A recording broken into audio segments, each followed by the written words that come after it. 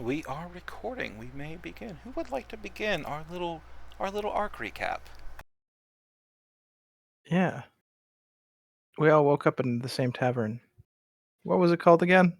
Ah, crap. The River's Rest. That's it. Getting stabbed in the guts by cultists. We beat them back, and an old turtle named Khan, Astrologer Khan, introduced himself to us and said we needed to go somewhere. Up at the top of a That's right, yeah. We needed to join the hill. race and get to the Or top of the whatever. mountain. Yeah. Part of the Festival of Dirges, if I recall correctly. Yes. Yeah. On our way to the top, we ran into more cultists, battled our way up, ran into even more cultists. Oh, you guys battled. I was face down in the dirt for most of it. I just want to. We attempted to stop the ritual. Go ahead. I just want to point out Silverstring's brilliant move of I'm going to run up the side of the cliff and separate myself from the party at level 1, and then Skill issue. the second Silverstring crests the cliff face and finds himself standing on new ground, he realizes, oh, there's like 4 cultists here and I'm alone. Oops. Uh-oh. And then immediately get crit in the face. So we tried to stop the ritual. Could not stop the ritual in time. It went through. After the ritual, we found a crusty, sort of corroded idol. Holy symbol. In the middle. Yeah. We picked it up. It reached out to us. Only Tolmond and Will accepted the reaching out. We discovered that it was a fledgling deity. I don't like God things in my head. Yeah, it connected with us. But the ritual had introduced some sort of corruption to it. And then we made our way back down to try to return to Cone. Yeah, there was a pig woman who was hung in a tree. I think she was dead, but something had possessed her, and she spoke to us. I can't even remember what. Let me see. It was literally your father. Oh Oh. God! It was good old Daddy talking to me. All right. And then something set us on the course for a glimmering, like sort of rainbow shimmer that was out in the jungle. We saw it when the ritual happened up top Yep. the mountain. So this was the same sort of light show, which I think we went back and saw Cone first, and then followed the lights to the mysterious site. That Don't sounds forget right. your wonderful sneaking adventure. Oh yeah, We came back to town and found out we were all wanted. yes. Non-insignificant rewards too. I think everybody's wanted dead or Quite high. alive for like 500 gold. Except Silverstring. Who was wanted alive for like double. Yeah. Daddy's boy. Apparently, not very happy about it, as we found out later. As are most ungrateful children. Wow. We were wanted for somehow avoiding death. Our adorned time to die, ordained time to die is what was thought. We didn't understand what was going back, but we talked to Cone once we failed sneaking and ran away. Yep. And, Headed to the site, discovered sort of petrified people outside. The turtle rampage. The turtle rampage. But yeah. What turtle rampage? Why was the inn so clean? Oh yeah. Yeah. So we got there. The petrified people. There was this mysterious stone. Tolman, yes. unable to resist touching the stone, grabbed it. The petrified people came to life. We whomped them down, only to discover that they just reconstruct themselves. So we ran for the cave. Made it inside. They stopped following us. They did not come into the cave. There was a ghost lady there. She was very nice. We encountered a shrine/tomb to a fallen hero. And a beast. Yep. We couldn't read the writing that was on the shrine. And Because Correction, we were... you never tried. Well, Yeah. we did, but some of us forgot what spells we have or rituals. Oh. What's yeah. a wizard? We Shut up. All right, so correct my correction. You tried, but the wizard forgot they had comprehend languages. yeah. Oh. So Will grabbed the stuff that was there, or some of the stuff that was there, and got double cursed with 2 different cursed items.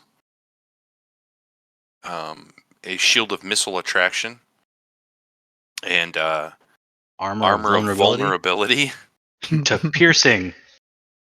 which oddly enough was one of the core abilities for the end boss. The Gorgon. So it was my turn to It spend was most of the sealed. time face down in the dirt. Yep. Yeah. But we managed. Yep, we defeated it. And then again, the god was tempted with the corruption that was available. In lieu of it taking on the corruption, Tolmond and Will absorbed the corruption that was there. And that's when we became corrupted knights. What was it? Defilers. Defilers. Thank you. And I decided to let that little godling into my head now. So I go, Yeah. okay, I'll just guess I'll be God Daddy. Yeah, it took several sessions of peer pressure, but Silverstring Listen. finally collapsed. Sometimes you just need to be peer pressured just a little bit That's right. into accepting a god. The Jack Nicholson, like that meme right there, sums up our group a lot of what we have done. Well, that's You see Yeah. this? that's mostly Do it, the do it, rest do of the party to Will. What? Very true. What did we do to cause the entire temple to Beating the boss burn? and then Pulling out the burn? sword. Yeah, pulling the sword out of the corruption. the Gorgon sword. Yep. So then the temple started falling down. Series rushed- of skill we- checks to get out. Yep, we rushed Feet, out feet to get out of there. Yeah. with what treasure we'd found. Yeah, we also upgraded the spear. Upgraded then- the spear that we had found in the first mission. Because Tolmond Yep. cheats a machine that cheats. Yeah. When we got outside, we were greeted with a ladder dangling down and dragging Oh. along. There's the reason why was because everything was on fire. Oh, that's right. Yeah, there was lava everywhere. Yeah. It literally looked like Return of the King after they threw the ring into Mount Doom and they're on the side of the mountains like, oh, everything's on fire. There's lava Yeah. everywhere. What do Yeah. we do? Hey, look, a rope ladder from the sky. And we transcended the rope ladder to find the most peaceful and cozy cottage in the sky ever. And the It was best great. snail of all time. Maddie. Yep. Aww. Maddie and her marvelous mercantile. Marmalade. Maddie's, And her marmalade. Maddie's magnificent merchandise and sleepovers. There we go. And sleepovers. Fantastic. We had Maddie fly us to the keep or the toll house, I guess. Yeah, Toll House for House Gray. Not before Which we did we- sky fishing. Which we needed to assault to get the book back that Tolmond was after. Yep, We the thought- librarian sent me on a quest. The Magna Libre. I know it sounds like a luchador, but it's actually a book. It's a book we- about luchadors. That's right. With a free punch-out mask inside. Nice. Fantastic. We assaulted the castle, the keep, made our way through, only to remember after we made our way through that Tolmond forgot to wear a disguise the entire time. So the few guards who did run away, knew exactly who he was, I guess. Small bit of backstory: my family works for House Gray. So a recognizable person of the house attacking the house that he works for is Uh-oh. Wasn't smart Yeah. on my part. We I found a made him little boost bit again. more treasure. One of the pieces of treasure we found was trapped with a bag of holding, like bomb trap. Before we could deal with that, someone outside challenged us to come out. I guess we didn't come out fast enough, so they threw in a grenade of sorts. Will jumped on the grenade. It went off. took a lot of damage. Took a lot of damage. Aged him. Yeah, a few years. Yep. Literally a few years off his life. Oh. Then we healed up a little bit, went outside to be greeted by the many-handed, Ruyin the Ruyin. many-handed, yeah. Yeah. who we Ruyin Akim. were supposed to do battle with. He was supposed to do like a one-on-one fight with Will. Because he was trying to take Silverstring back to Silverstring's dad. Right. And Will stepped in as his champion. And we all kind of decided after he got hit once or twice that, no. Yeah, that I was severely overmatched. And much like you would expect, we immediately cheated and all ganged up on him. So he gave us the option. Still almost losing and Tolman dying in the process. Yes. Hello. But we did rescue Tolmond. And He got better. Yeah. Godling It brought didn't me stick. back. Yeah, we vooped up to Maddie's Flying and flying in, yeah. prayed to our fun godling to help. And they did. They brought them back. They Yep. brought Tolman back, and Tolman is a little bit changed. And then after coming back to life, we came up with a plan to go save Astrologer Cone, who is currently being held by the Black Caravan. While we were coming up with that plan and on our way, we decided to look at that chest that had the bags inside of it. Well, it was lined with a portable hole, and so when we tried to grab the bag of holding, well, we all got transported into the astral plane. I should say it was a great plan. It's a shame that 40 d20s couldn't roll one single 20 once. That's right. Yeah. We couldn't roll a crit on like 40 dice. And we're Because- sucked into the astral plane, where the DM was forced to ask for a 10-minute break. And when we came back after 10 minutes, had created a complete new side quest campaign for us. Oh. He basically Yeah. created a mini campaign like on the fly. Yep. Yeah, And then we we landed were on in the this shores of an astral. aquatic world in the astral plane, where Basically. the water was filled with something called the blue, which is a parasite of Hey, some that's sort. you. We're still not entirely sure what it was technically. Yeah. It was We- with a bunch of chain of islands. Had a couple mishaps with some myrrh flowers. Goddamn Murflowers, my You mortal enemy. almost got killed by flowers. Twice. Oh. We They now give me the actually finger. have some I that hate you them. can eat. Fun fact. Went to essentially the big island after a little running around and encountering a few interesting characters. Silverstring had a nice little riff off with a demon.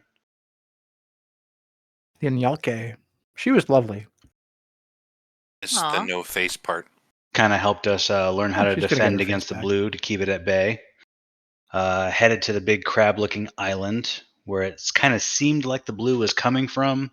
Found out there was a gigantic spear that was pinning literally a gigantic crab in place, and we're And still not sure what kind of caused the infection, but the crab wasn't dead, but definitely dying. The story behind the crab was basically that the crab was like an astral devourer. Yeah. Yeah, like an eldritch evil, and it was devouring creation or something like that. Yeah. And the demon Gervison fought it and stabbed it with his spear, but also died in the process. And so the crab was only known as Gervison's Bane. Oh. And we're not and sure if the parasites came from the crab it wasn't dead. or parasites invaded the crab after it was wounded. Yeah, but it was pinned there, and it was dying, Yeah. dormant, Dormant. comatose. We don't Dormant. really know. But the implication was that the blood, after millennia, had kind of Become infected. mutated, and that's where the parasites came from, and that they were trying to carry out the same will as the crab. So yeah, we land on the island. We dodge some. Oh god, were that 7 of those Mage Breaker folks? I guess. Yeah. Whoa. Okay. Is that what those were? Yeah. They look the same, but they weren't. They weren't. There's only one Mage Breaker. Okay. Because that would not have worked otherwise. Oh yeah. Yeah. Nyalka also taught Silverstring a song to try to keep the blue at bay, because the Nyalka song was all about contemplation It of forces you to confront yourself. Yeah. of yourself and your understanding of things. And a hive mind doesn't do well when each piece of its hive tries to think individually, so it just chooses not to.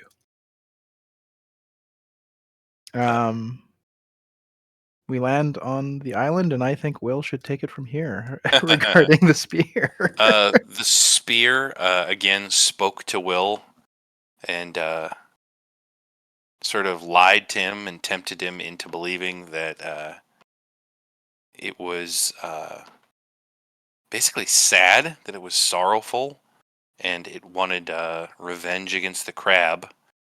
And so Will, again, with everyone pumping him up from behind, just do it, reaches out and bonds with the spear, only to find out that it was a lie all along, and that it's a demon or a devil. I think a demon who Kind of a lie. tried to eliminate his, burn away his soul and take over his body. He made the save by the skin of his teeth, and entered into like a mutual respect type agreement with the devil or the demon. Then we made our way all the way up the crab, who now was starting to move because we had Remove taken the the spear. spear out of it, which, like, when he touched it, shrank down to normal size. We made our Yeah, way this inside the crab. crab was the size of the island. Yes. Started a battle with the crab brain, which was like an elder brain. Some other creatures that were in there, including the mage breaker or the magic breaker or whatever it was. Yeah, there's the Mage Breaker, and then there was the 2 wolfy guys. Yep. Parasited, infected astral wolves. We managed to defeat everything, including the brain, but not until it was too late, and it had already chewed its way out of the astral plane through a portal that was being kept open by some cultists that we bypassed earlier. We tumbled through thousands and thousands of feet of the air because the portal apparently opened way, way up in the sky back in our original world. We struck the ground, and Tolmond managed to save us with Some bullshit. a web trampoline type situation. But all of us were horribly wounded, knocked unconscious, Can where even we skip remained rocks. for 11 or 11 12 weeks. Yeah. When we revived, everybody is pretty badly messed up. We collectively decide that we have to go take care of the blue, or whatever of the blue is remaining. Because there's reports saying that, oh, the ocean is turning a nice blue color, which to us is oh shit. Oh. It's starting all over again in our world now. While doing this, Will discovered that he is actually corrupted by the blue and possessed by it. We don't know this. In some sense. And he was able to just reach out and touch the final last vestiges of the blue that were in the sea. and in anger and hate about being corrupted and poisoned with this spirit of the blue, he crushed the will from the remaining blue creatures, so that he is the only remaining vestige of the blue. And then found out that Will is now a something aberration. Aberrant horror from An aberrant from Grim horror, Hollow. there we go. Yeah.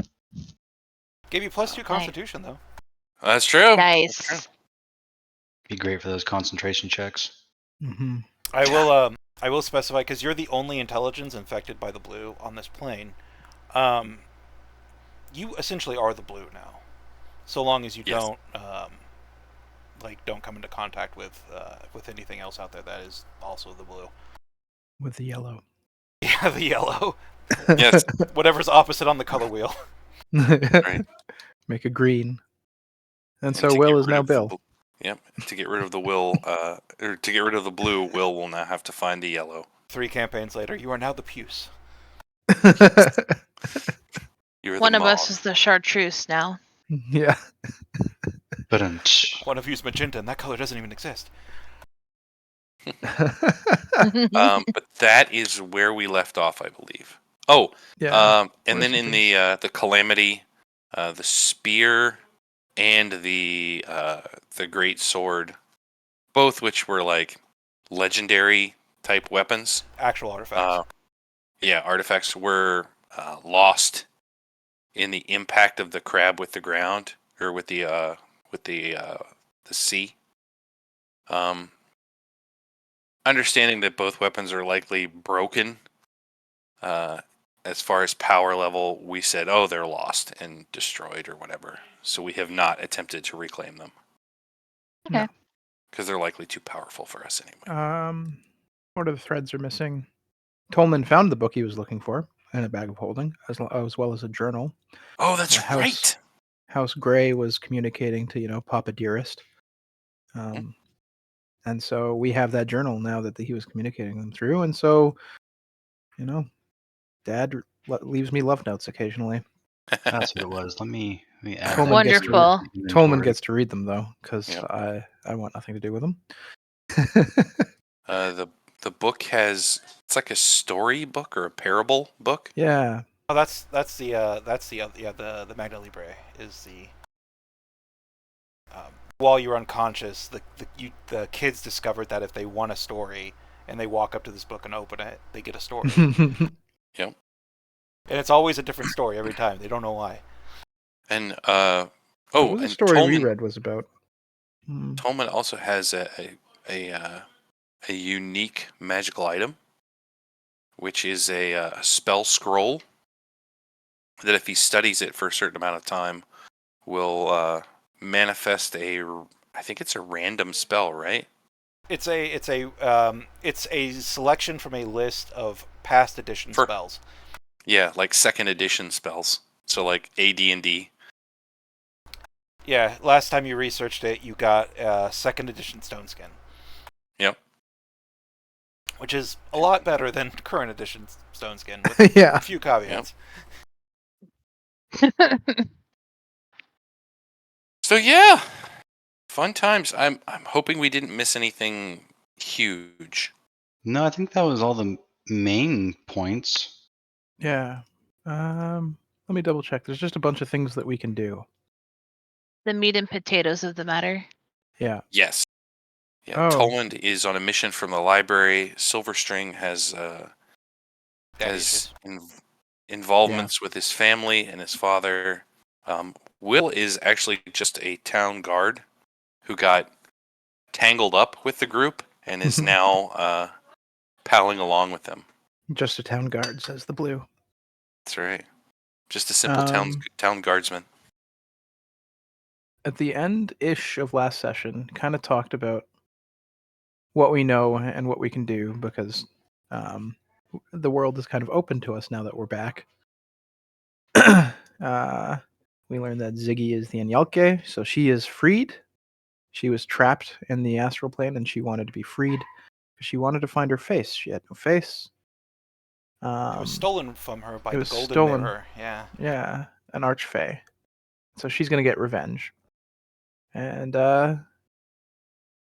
Silverstring bonded with that. We learn that the Cross family house, which is Tolman's house, has basically been eliminated by the Grey family because they learned about, well, it was reported that Tolman was... Please tell me Well- the family business was cookies. yeah. Homedale cookies.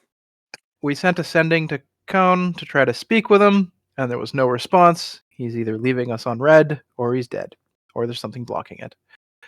We don't know. We know that the blue is spreading, but we fixed that one. And while we were healing up, we learned that guess who's funding all these hospital bills? It's Daddy Dearest. Oh. So he knows we're back already. And He's either then, caring from afar or far from caring, one of the two. yeah, He's about to show you that medical bill and be like, all right, get to work. right. I'm not No. running a charity here. It's time we have a long conversation about filial responsibility. And we also learned that the little godling is close to hatching, whatever that means. With great cosmic power comes great cosmic responsibility. With as Mhm. old as Silverstring is, I wouldn't think he would still be on his father's health insurance. But It's trust fund kids, am I right? oh, you know what? For real, for real. He gets to stay on because he hasn't finished Bard College yet. Yeah. Actually hasn't. Daddy wouldn't pay for Bard College, so he had to drop out. Every generational family's worst nightmare. Their son goes to performance school. Right? Oh, God. Bad. Yeah, so we don't know where Cone is anymore. And Nope. he was kind of like our Guiding light, so Benefactor. to speak. party patron almost. Yeah, that's accurate. So now we are semi adrift, figuring out what to do next. All right. Does anybody have any questions before we begin? Just one. You said that the family was technically disbanded. Was that short for executed? There is one way to find out. You'll need to ask somebody who knows. There's a rumor mill, but Okay. we can certainly find out. And Our oh next- yeah, right before the end of the last session, someone who wanted to talk to us. So we all gathered up to go talk to somebody. Oh yeah. Mm-hmm. Oh, I forgot that part. How was our recap, DM? That was wonderful. Everybody gets inspiration as always. Yay! Raz, we already talked about that, but you get inspiration too. Is a welcome to the group. Yay! And I would like to say this is one of those games where you definitely use everybody. I feel like uses their inspiration every session. All right. So our group stands gathered. The young rabbit woman having rushed towards you and saying that someone wants to meet you outside. You have yet to cross the threshold, the weight of who might possibly want to see you weighing on your shoulders. Some of you, no doubt, churning through family members, others, perhaps more mundane persons. But either way, the rabbit woman hops away, not walks, just hoppity hops through the door, holding it open for you, as you're all still on crutches. Your bandages are gone, but you're all still using crutches because you're a little wibbly wobbly. Though for the most part, you've worked out the kinks. The air smells of fresh flowers. Sunlight, radiance, shines down upon you. And outside stands a simple, hunched-over old man with a ledger in his left hand, sort of tucked in his arm, chicken wing style, and a heavy, ink-dripping brush in the other, as if he's getting ready to write something down. This old man looks at you as the door opens and the rabbit woman leaves. Ah, yes, come. We must talk.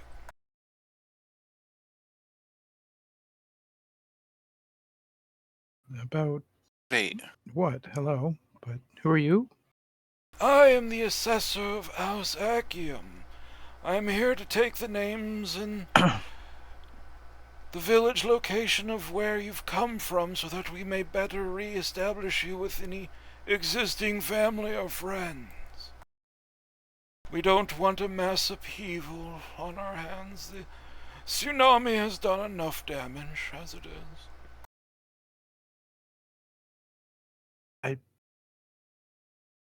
What if I don't want to be reconnected with my family? Well, you can simply give me the name you wish to go by. We're not forcing any information, if that's what you mean. This is all voluntary. It's for your benefit. My benefit. Our benefit. Oh. I'll kind of like look to Tolman. Ask for permission, maybe, with just a glance. Well, I'm Tolman Cross, sir. He flips open his ledger, his brush immediately going to scrawl the pictograms of the common language upon it. Tolman Cross! Any chance you're the youngest scion of House Cross? Yes, sir. That's a shame. That's a shame what happened to your family. What has happened, sir? The old man looks at you, his thin graying hair flowing gently in the breeze. He tugs on his very thick handlebar mustache, which hangs down to his waist. Oh, so you don't know then? I guess you were out for several weeks. Well, House Cross is no longer a house of Yatarn. It's been disenfranchised by House Grey. Your titles have been revoked. You have been struck from the rolls of peerage. You are commoners now. But do they live? The patriarch and matriarch of the house live. They've moved north, I believe, to Fort Greyfall. The oldest daughter is not in these lands, but unfortunately your older brothers, Teleran and Taven, they've both passed with the tsunami, I'm afraid. They have yet to either be recovered and are presumed dead.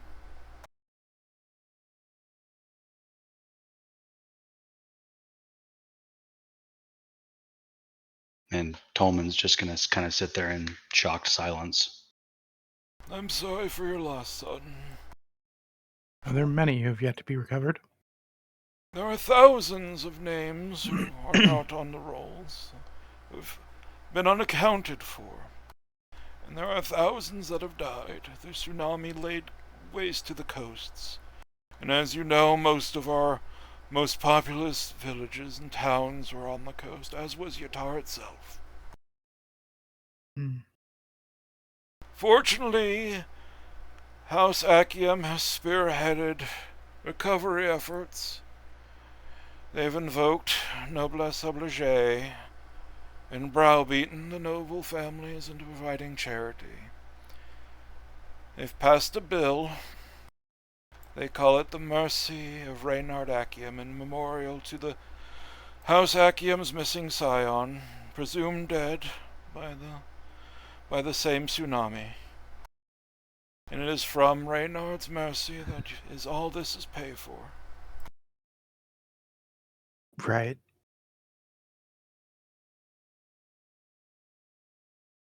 I'm sorry, Tolman.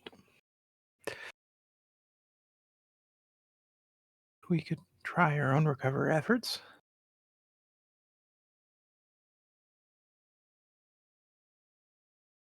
We can certainly try.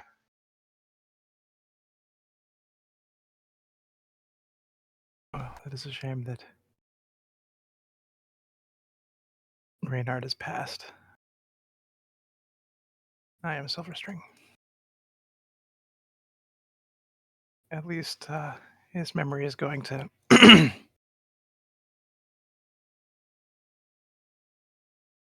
something honorable.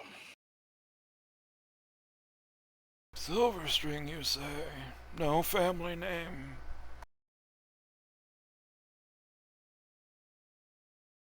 Unfortunately, not. No one of importance. No one I wish to remember. His brush glides over the paper, 2 logograms representing Silver and String, now marking as your name. And finally, that brings us to you, good sir, the old man says, turning to the much scarred Will, whose body is now scar tissue, living crystal, and blue.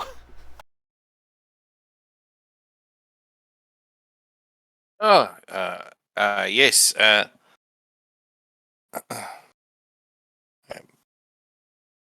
My name is Bill. Bill Azur. Bilazur. Yes. Must be a foreign name. That's a good ear you have. Well, he says, brush scrawling over the page. I have your names, and what villages do you come from, if any? You don't Well, have you to know, answer, Master Cross.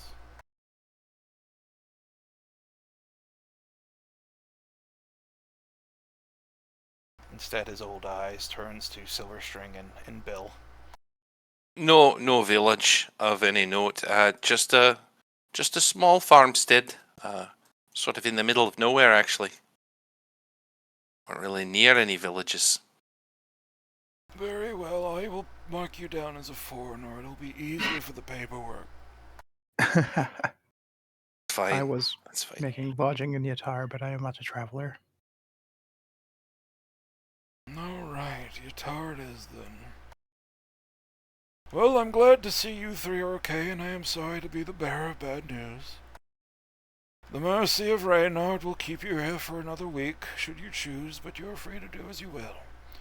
Here's a small stipend to give yourself some clothing and some food. We pray that you spend it to uplift the local economy, such shambles that it's in. A small coin pouch is passed aside, the clinking of a few gold coins ringing in your ears. I'm here to answer any questions should you have them. Well, thank you. It's much appreciated. The old man nods. Don't thank me, thank our benevolent Reynard Akim, whose mercy has benefited us all. Tragic that the young Reynard was lost. He's yet to be found, but I hear his father has high hopes of his recovery. But hopefully he's found soon. Hopefully. Alright, well, I imagine we should be setting off, Chintz. Onward, yeah. Above table, anything that wasn't magical has been destroyed, right? Like you still have your clothing, you still have a little bit of non-magical gear. Most of your basic stuff, like your torches, like the fiddly gear, that's been either crushed, destroyed, or missing. But you still have the Grand Fang of Issa-6, you still have your adamantine chain, and all your magical gear is still obviously with you. I would not deprive you of that, though you have lost Gorgon and Gervison. Yes. Do we still have the sky fishing rod? You do? Goodbye, Gervison. Gone but not forgotten. It was a busted spear. Oh, It's now been Where replaced now? by a fishing rod. Oh, hey. Tolman, are you okay? as well as good as I can be at the moment. Are you close to your brothers? Yes and no. I don't know if you have any siblings, but Being the youngest is kind of interesting. At least I had the least responsibility. Some of higher expectations, but less responsibility. And my brothers kind of took that out on me. Though we weren't the closest in formal bond, I always looked up to them. They were phenomenal soldiers, great tacticians. Soldiers and tacticians.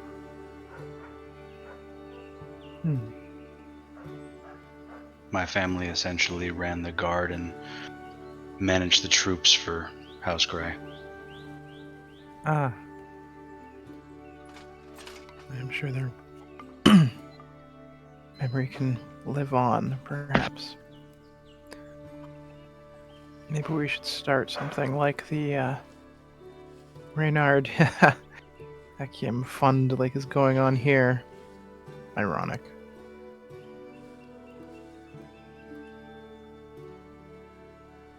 Should we go find your parents? They may want to see you. It would be good to see them. Right.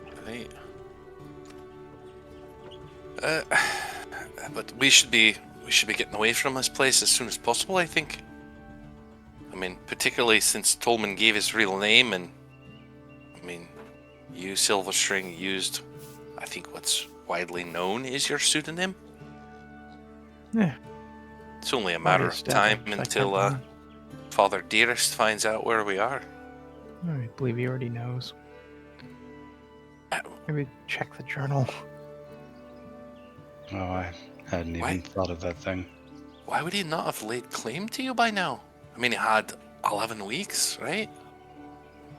Why would he have not laid claim after the last countless years? I don't know. He's known the entire time, apparently. Regardless, let's forget about my father for now.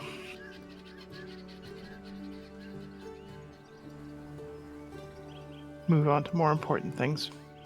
Towards Tolman, people we actually care about. Right. Speaking of which, what should we do about Cone? I wouldn't We know where should to start looking. Investigate that, but there are no leads. We can't even contact him. Maybe as we travel, we can ask around for an astrologer Tortle. I wonder if the assessor knows anything about them.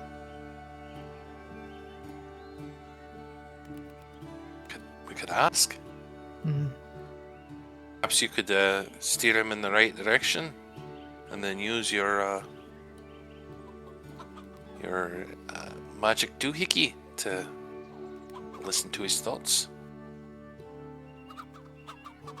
I suppose. It's worth a try. Yeah. If you can get him thinking about the right thing. I will cast it and then walk back to him. If I can try to do that, like we're walking out and then cast it in an empty hallway or something, and nobody sees it, and then walk back out.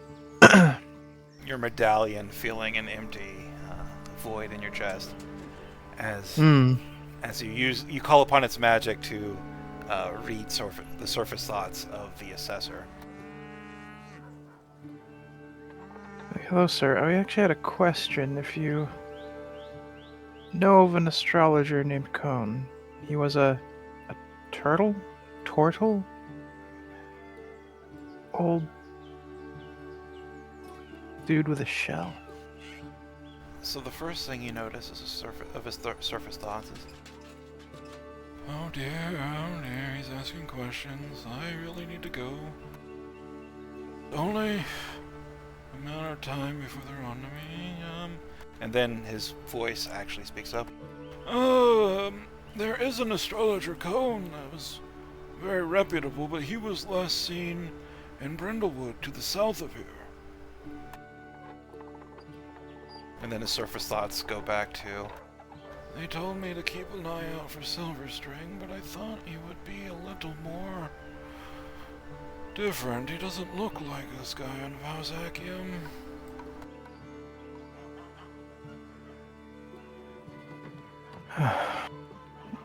He looks What like is- a burned wreck, actually. No, this can't be him.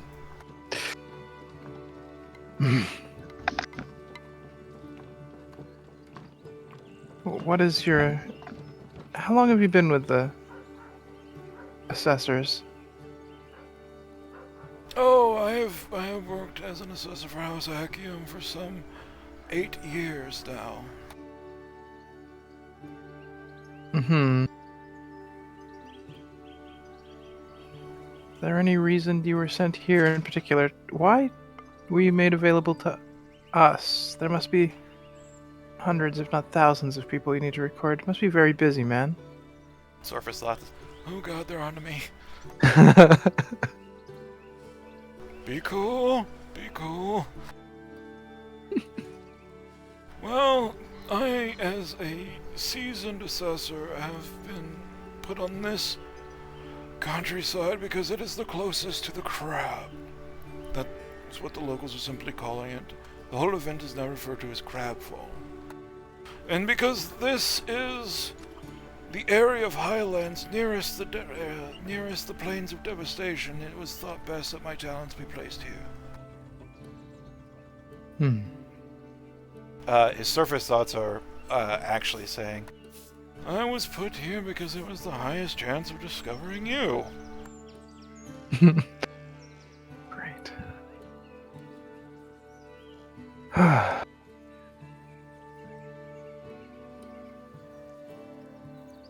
Well, thank you for your service. How many other assessors are about?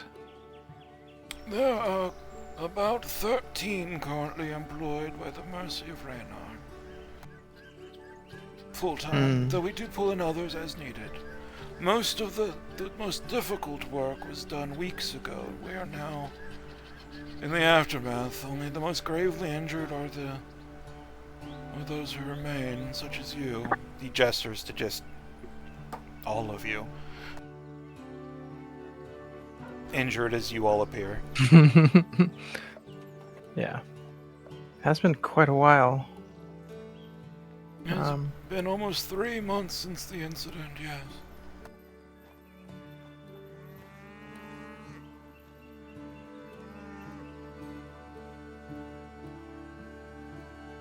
Well, if you're looking for more information, there is an inn nearby. I'm sure they know more about me, about secular matters.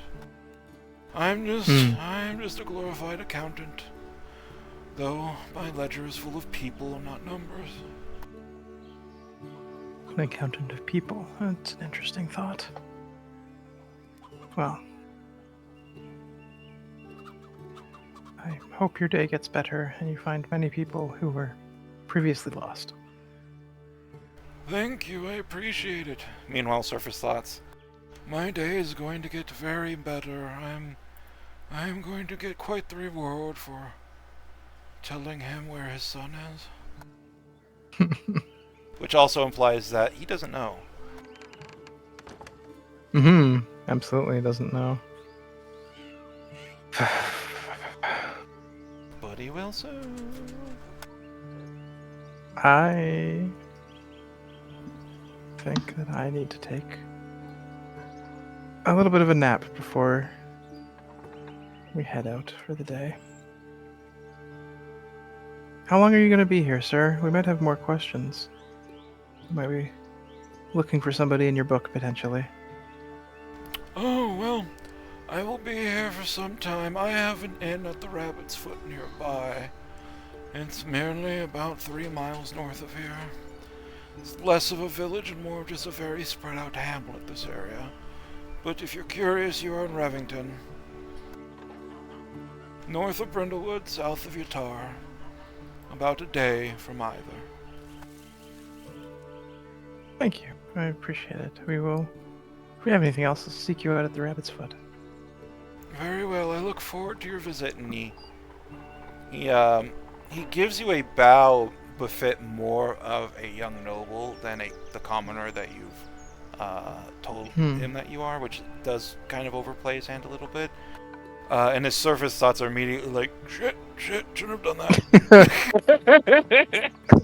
Should not Hey, have guys. done that. And then he stands up a little stiffly. I'll meet you at the inn. And then as he turns around and begins walking away, his surface thoughts start to fade, but you can still hear him clearly.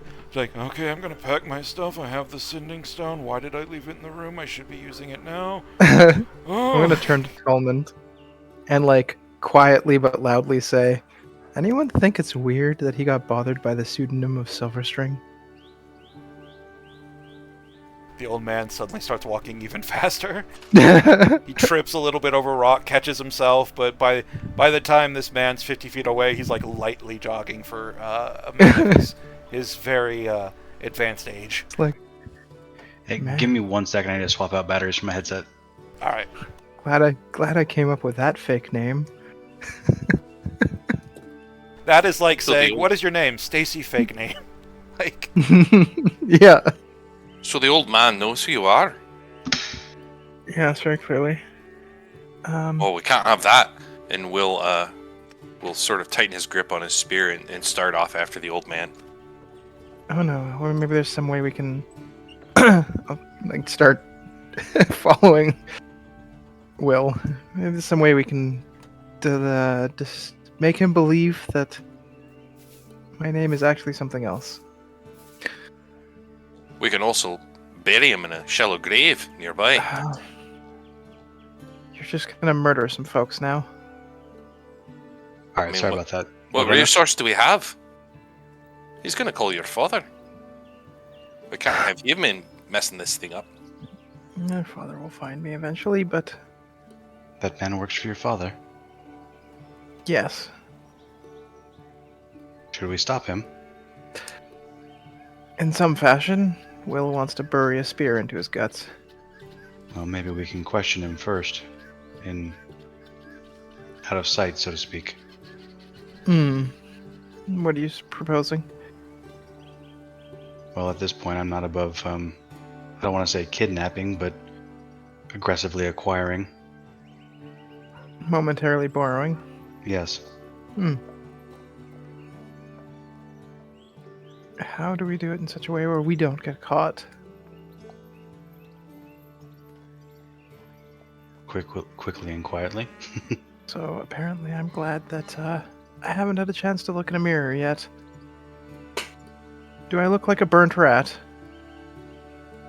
You do look a little crispy, but I wouldn't say a rat. Look And better. Will, do you think you can catch him? Oh, I imagine I can. I mean, I can hurl the spear at quite a distance. the man is now sprinting as much as an old person can sprint, though. Oh, Still at the edges of spear range. So if you want to do this, I can make it to where he can't see you. Oh, I don't think it'll matter if he sees me or not. Well, maybe you can get closer. what about everybody Right. else? I'm gonna go ahead and cast I'm gonna cast invisibility on Will. As you're casting invisibility, Sazota, could you please describe yourself walking down an idyllic village country road, traveling wherever you're traveling, and as you're stopped by an old man? Yeah, sure. Sazota is I guess, moderately tall. I'd say about 6'2". Yuan-Ti man who's covered in equal length, green scales and slightly tanned skin. He's got dark hair, some of it which is growing into a nice kind of well-kept goatee. I say well-kept, even though that art is ages old and needs an update. But yeah, he's dressed not really in armor, just kind of down to just traveling clothes with a bag, with his everything he owns on his back. Jeez, all right, and You can't tell if it's like a quarterstaff or a walking stick, but it's probably both. Doesn't look like it's used too much, but yeah, he's just a tall Yanti man walking along. Rather surprised that the strange old man has stopped him. Just a bent over old man with a ledger in one hand and a brush in the other, large handlebar mustache and very thin hair, wearing simple simple clothes with green accents, marking this person as part of Jupiter's class. Excuse me, young sir. Could you help an old man for a moment? I suppose I have the time. What is it that you need exactly? Oh, I'm afraid 3 ruffians are pursuing me. I think they wish to rob me. If you'd be so kind as to waylay them while I make my escape, I can make it quite worth your while if you were to meet me at the Rabbit's Foot Inn afterwards. Can real fast, just kind of first roll, I guess, of the night. Can I insight check this guy? Absolutely, yeah. And just kind of. Oof. Wow. Yo, okay, 22. Bro, yeah, nice. His body language is twitchy. He's nervous. He does give an air of someone who feels as if he's in imminent danger. The ruffians part and him being pursued, that doesn't seem to ring true. Like it's not necessarily a lie, but there's something deeper to it that tells you there's more to it with a little bit of questioning. You can, however, see 3 people. Wait, 3? You blink and one of them's just gone. So now there's only 2 people, a few hundred feet up the road, who do look really rough. One's covered in scar tissue. The other one, honestly, looks like someone who is, if they are going to do something violent, it's going to be with a heavy tome that they can barely lift. But calling them ruffians is a bit of a stretch. That second that you saw the 3rd figure, though, that one looked like someone who could murder. But you don't see him anymore, and it's strange. Alright. He thinks about it for a moment. Decides he's just going to wing with it, roll with it. I'll talk to these ruffians for you. You just get on your merry way, old man. No, thank you so much, kind sir. I appreciate this. And without a second guess, without questioning, just continues to old man, like, waddle sprint down the road, just kicking up rocks with every step. Yeah, that's honestly probably could have helped him out, but he seems like he's doing alright. So I see the 2 ruffians, and then I'm missing a 3rd one. I don't think I'd be able to spot him very easy invisible, even with my perception. So I'll just approach the 2 that I do see. We'll be running after him. Yeah. All right. A foreign Yanti person approaches you 3, well 2 now. Will you can go and give me a stealth check if you're trying to be sneaky. If not, it's going to be invisible stomping accompanied with the jingling of chainmail as you sprint after this person. I will make a valiant effort. Was that with the disadvantage from... Oh, I forgot to hold the control or alt key. Yeah, it's weird now. You can just mouse over the 18 and then click the down button, and it'll do that. Oh, oops. That's fine. It's okay, 18. Yeah, just 18. So, yeah, despite your disadvantages of gear, you are able to essentially be sneaky. This man is not going to see you coming. He is an older person. He is moving slow. However, for some reason, you're moving a little slower. It's almost as if your limbs are a little goopy. It feels like your knee joints aren't working the way they used to. It's like learning to walk all over again. It's strange.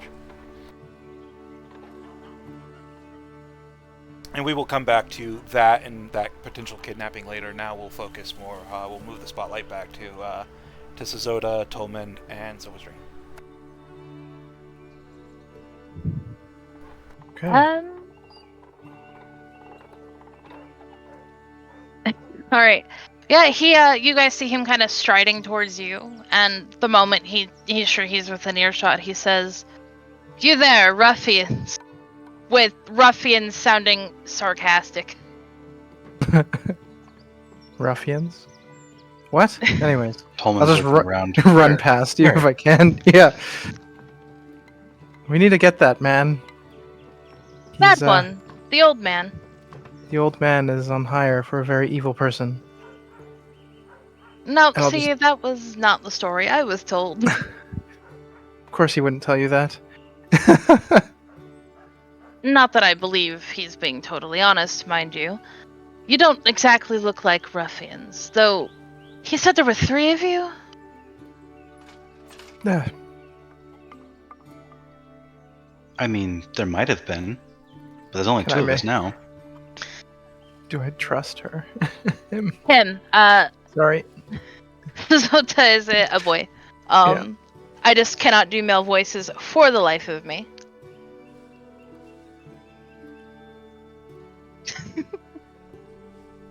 I'm gonna roll an insight. Go for it. Yeah, 18. Would I need to roll any persuasion just to show that I'm being totally honest here? Yeah, you could private roll it if you so choose. And then, yeah, it would be persuasion if you're not lying, deception if you are. Mm-hmm. I'll public roll it. It's fine. That's amazing. This is why they call you Raz and not Riz. Exactly. Oh, that's bum. Ooh. Ba-da-ba-ba-da-ba. Fuck. Well.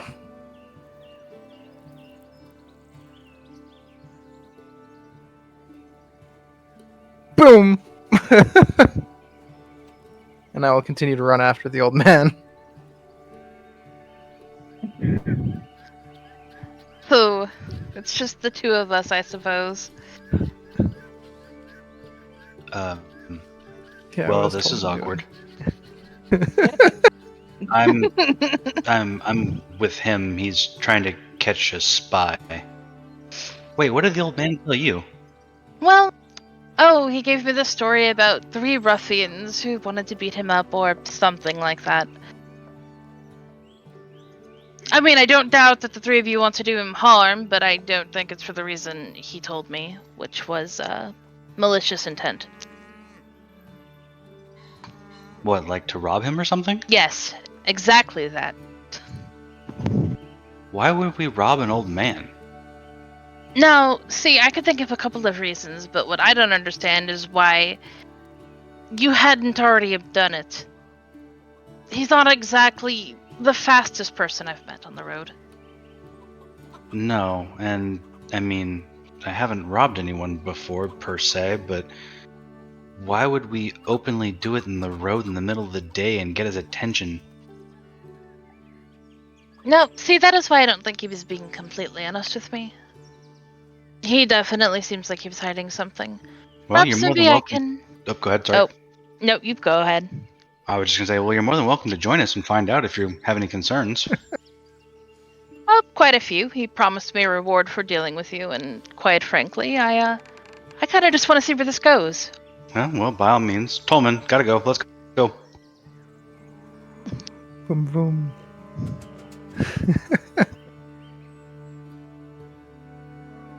A few moments later, you all just hear, oh god, these... Sorry.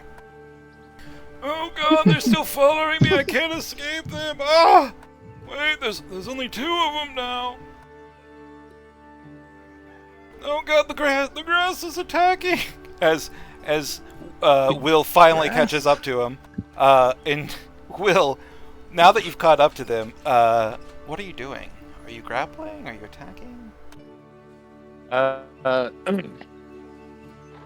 It depends. Where are we at? Like, are we relatively isolated?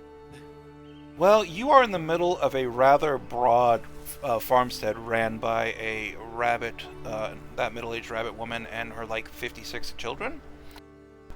And so, like, there you're in sight of rabbits. Well, you would be in sight if you were not invisible. But yeah, you see the rabbit kids, making hay, doing farm work chores, milking cows, all the general like homestead stuff.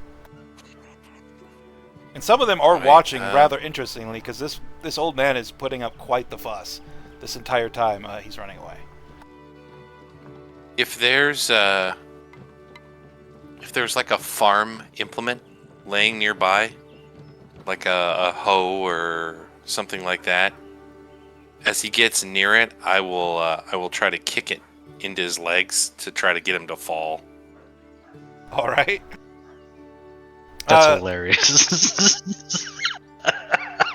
Or like a milking stool, or like I want to get him to fall over something. Just give me an athletics check. Okay.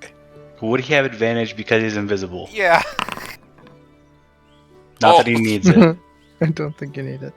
So this old person, this old man is just running, and next thing you know, steps on a hoe that appears out of nowhere. Just the stick comes up, slams him in the middle of the face, breaking his glasses, which fall shattered to the ground on either side. Oh God, I'm under attack by the grass. The grass is attacking. And then he kind of steps to the side, trips over just a random stool that's there, and crumples into a heap into the grass. Oh no, they got me! Oh, they got me. Mercy. Akium's mercy. You're no longer invisible.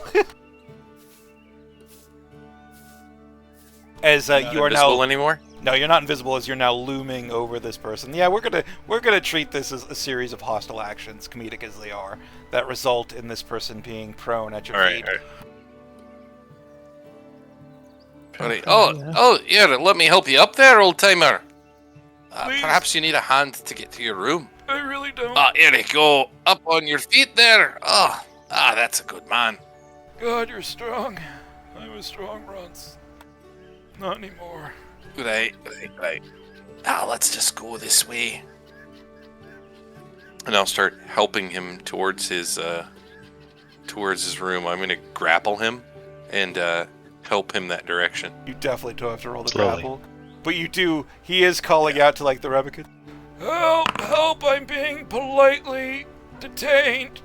Against my will. Please tell somebody important. Oh, you'll be fine. It's okay. He gets a little confused sometimes. Don't worry about him. I'm just helping him back to his room so he can have a bit of a lie down. Give me a deception check I'll with run up. advantage. What? If I may. Yeah. God, look at Will just rolling like a monster Right. right now. All For of real. all of the little rabbit kids who have like gathered around on the the peripherals to watch, all kind of give you a thumbs up.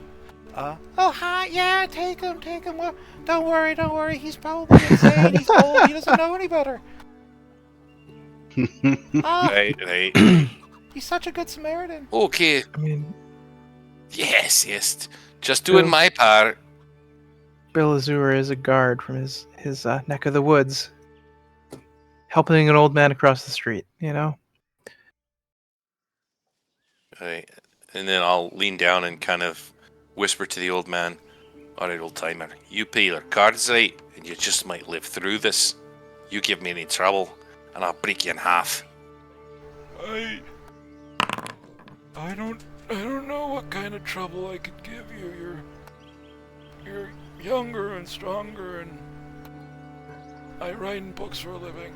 Oh, I'm gonna kind of give him the once over, like look over his person, and if he has anything that looks like a spell component pouch, the sort of thing that Tolmond or Silverstring might have, I'm gonna snatch that off and just sort of throw it in my pocket.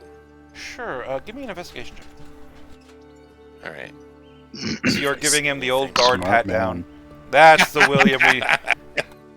No. There it There is. we go. there we go. Uh, Why What, didn't I 12? get that investigation? he's got a Yeah. he's got a book He's got a brush. He has a walking stick that he's been using to help maintain his balance during this marathon that he attempted to run. But other than that, you don't really get anything from the pat down. At least he's You wearing don't need these clothes. things. And he'll take the book and the brush and hand them to Silverstring. You'll carry that for him, won't you? I do. He turns. The old man turns to Suzoda, who's I'm assuming nearby. I told you they were going to rob me. Oh, no, these are your things. He's just going to carry them to your room for you. I'll just help you with them. I don't know. I'll flip open the book real quick. Is there anything I recognize as spells in there? The book, no. You just see a list of about 989 names. Oh.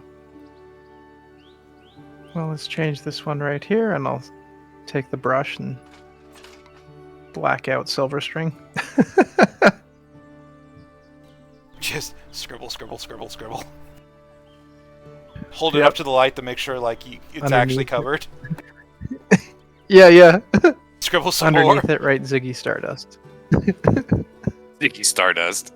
I hate to interject, but Silverstring, you know you shouldn't deface books. I mean, I was running, but I did hear you say that you've never robbed anyone before, and I think that book you I have said per came se. I didn't rob anyone. It was a book that was left unattended and it needed a new owner. Left Unattended inside of a shop behind a locked door and a padlocked display case. I mean, it sounds like you robbed a store. Thank you. Wait. Yes, a store that someone Shit. owns. Right. Needless to say, Perhaps not I should be ruffians. detaining you. It does seem like you are trying to rob people indiscriminately just based off of the information I've been given. I'll just give him back the book. No, not at all. Wait. Silverstring. He's secretly working for somebody else. Let's take him back to his room and yeah, we could probably just tie him up. By the time he gets himself untied, we'll be long gone.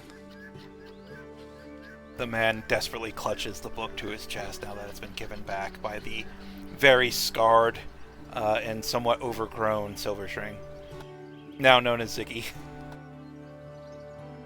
Yeah. What are his surface thoughts at this moment? Yeah, it's like 10 minutes, isn't it? Oh, I've lived a good life, but I never thought I'd go out like this. Oh, I'm gonna die. They're gonna kill me. My wife will never see me again. My grandchildren hated me anyway. Oh, only lasts a minute, so. Well, that was kind of sad, actually. Right when you hear, my grandchildren hated me Not a- anyway, just silence as the spell dissipates. Aww.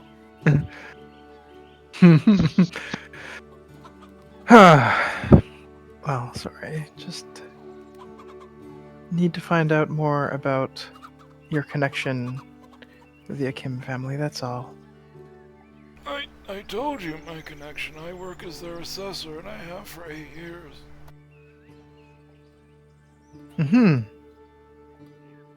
I want to know why my name is such of interest to you. But we'll get to that. First, a little privacy. No. Rabbit's Foot, you said? Yeah, I kind of regret telling you that, but yeah, it's a couple of miles away. We're gonna be very packed. Walking for a while. Yeah, very packed. Lots of patrons. Very little privacy. Very little. Oh my. See, now, that's the kind of information that'll make them just drag you into the woods. Aye. We might have to just kill him here. No, lots of privacy. Nobody ever disturbs. I clearly not having thought of it the way Suzoda did. Yeah, no one will disturb us. Quiet as a mouseful. As a matter of fact, it's ran by a group of rabbitkin, much like this one. They're nice people, great. Yeah, let's just go there.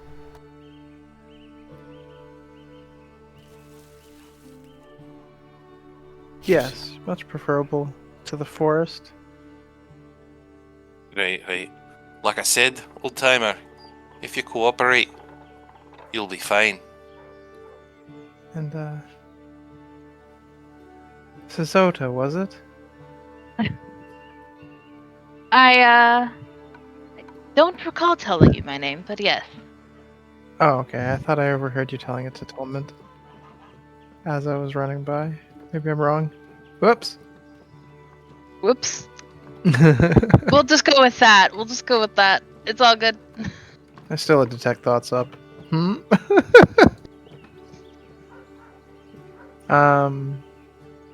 Sorry to drag you into this.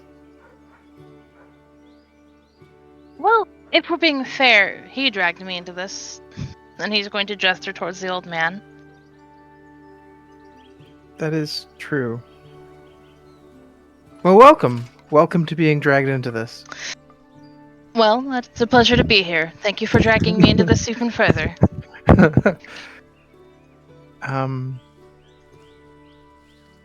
No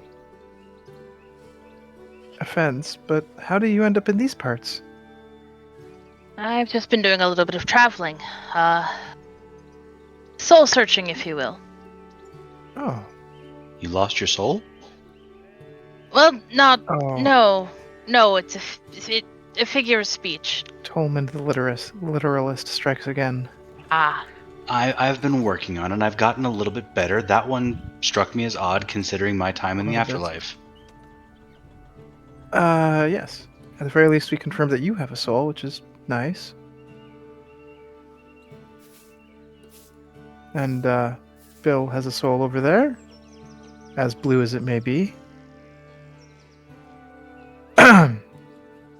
So what has your soul searching revealed to you so far? While we're having a nice walk. That it's more interesting to help people who are being robbed than it is to just ignore them. Good lesson, I suppose. I would do the same if the roles were reversed. That being said, you should be helping them anyway, but if you ever find yourself bored, just go stop an armed robbery. Probably not a great lesson, but they can't all be winners. I mean, does robbery happen that often that it's just like, if you're bored, go out and do it? It depends on where you live. I suppose there are places where it's quite commonplace. Oh, could you imagine? You'd be correct. And where are you from? A place that you would have heard of, at least not within the past 16 years.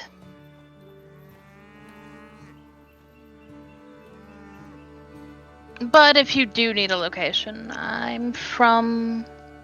I'll then have to pull it up. Fair enough. I mean, I don't know a lot, but I'm fairly well read. It was a tiny place. It wasn't on many people's maps. But for more recent inhabitants, I've been spending quite a few years in the Gravenlands. Oh, fascinating. Is it? Why is it fascinating? I've never been.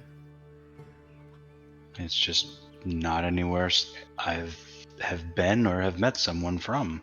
Oh. Well, there aren't a lot of people there that I've had the privilege of talking to. It can be rather barren and lonely sometimes. Do you have parents? I think that's enough about me for now. Oh, sorry. No, it's quite all right. Just a little bit much for a first meeting. Perhaps maybe later I can regale you on that. For now though, what about the lot of you? Frankly, you look like shit. And I mean that in the kindest way possible. You heard about the crab? Yeah, I heard about the crab. Admittedly, Yeah, that's what pulled me down here. Oh. That definitely pulled us down, too. We were in it when it crashed. That explains it, actually. Kind of a strange series of events that led to that, actually. It's a long, meandering tale that started with a bag falling into a hole. You could call it a series of unfortunate events. Ah, Uh, Jeez. but needless to say, we're back, and this man is already reporting on us. Fantastic. Or soon to be, or soon not to be. That's the hope. so it's my understanding that you don't want him reporting on you? Rather not. There are certain people in power who are quite, no other word for it. They're quite evil. In power, you say? Hmm. From the nearby settlement, I take it, or somewhere farther up north? Farther up north.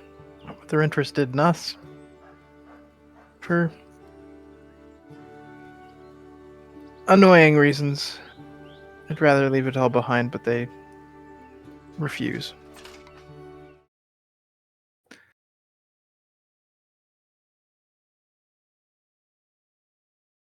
Oh, a change in maps. Oh, yeah? Oh, please continue. I was just Yeah. getting the inn ready. Cool.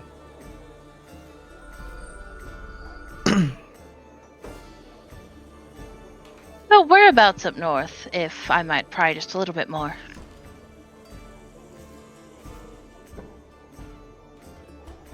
This is where I need to check my own lore.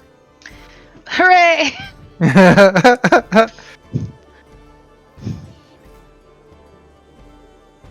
Meanwhile, this entire time, the old man is just kind of like mumbling to himself, like praying to the divine shadow will not take him this day, so on and so forth. Where does Reynard come from? Oh my god. Guitar. Yeah. The hierarchical structures of guitar. So it's like, guitar? Oh, it's not that far away at all. I'm dumb. Okay.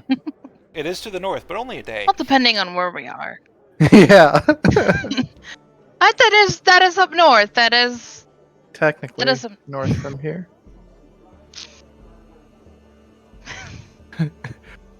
Hold on, let me just roll deception.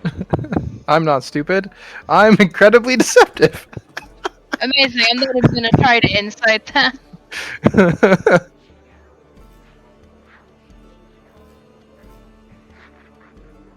Up north.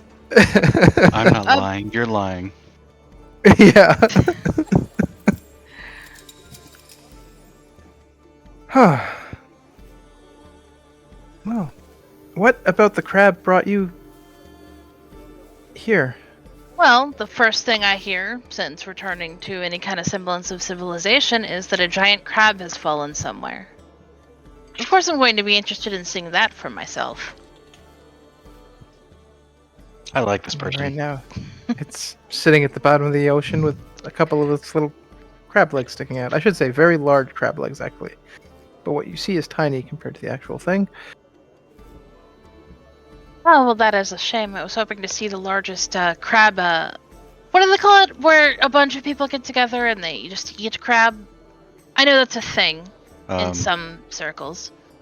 A feast? A feast, a pot, a boil, something along those lines. That's it. Something like that. A crab broil? I really wouldn't want to eat that meat. It's been Tainted. infested with parasites. Okay, And, so perhaps maybe we won't talk about that. yeah, if you kind of get the parasites, you might look like that man over there. I'll point towards Bill Azur. At least I was smart enough to give a pseudonym.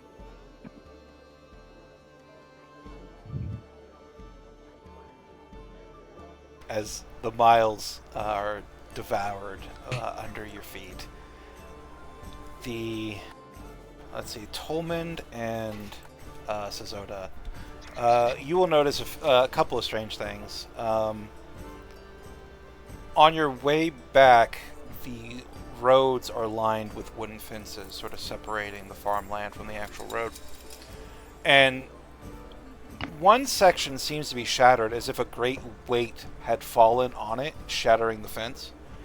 And in the center of this area of shattered fence where this great wait had happened, you see a small yellow cockatiel. Just cleaning its wings, just playing with its beak with nearby grass. But out of the corner of your eyes, you can swear it's actually watching you as you pass. This tiny little bird.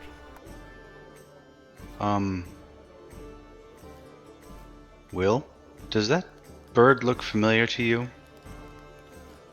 Bollocks. That's not what I think it is it? I very well could be.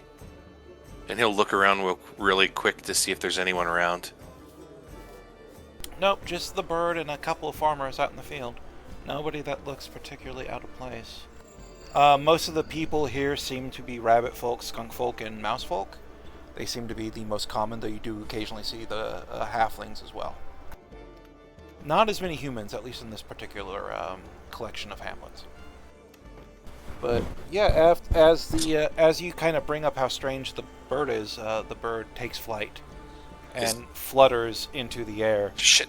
Each beat of its wings just completely drudging up an unusual amount of dirt and debris, as if wing beats from a creature far larger than it actually is.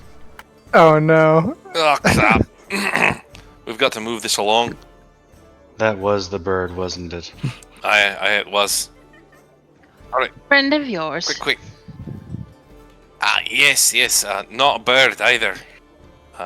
Quick summary. A demon in disguise. Another person that worked with this man, the older man, tried to kill us, and that thing is a much larger creature in disguise. Wait.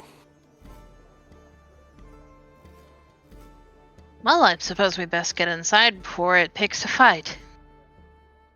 I think it's going to report on us. Oh, you want me to try to stop it? Oh, I don't think we should. I I think we should just get mean, get try to moving. blasting it out of the sky. Oh, alright. How far is it? Honestly, somebody roll 3d6. 3d6. Yeah, it is 3d6 times 10 feet away right now. Okay. Alright, it is 120 feet. Well, I can technically get it if I do it now. Should I? Right at the edge of like everyone's range. Yeah. Do what you will. Go for it. I'll join Go you. for it? Okay. Alright, fine. Does a 24 hit? Yeah, 24 hits. And 25.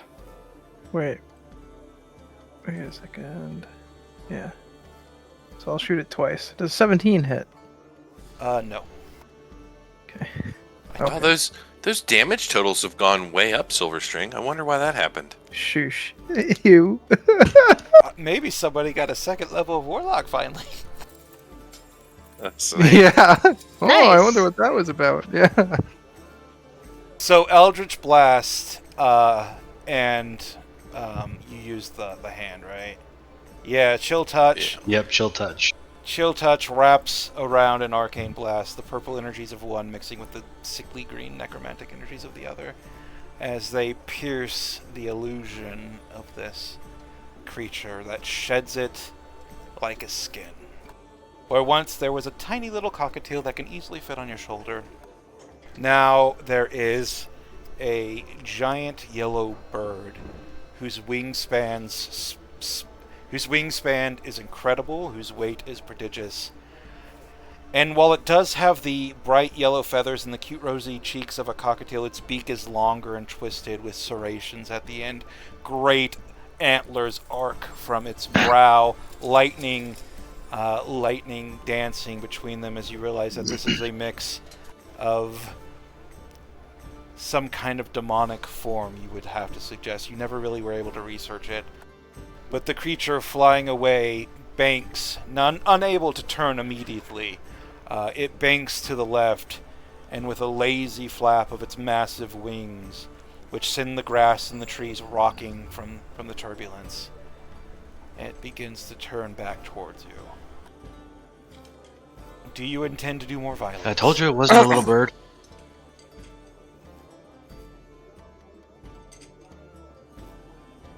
Hey, we killed your master. Time to kill you now. If you think we can take it. What did you say, Himbo?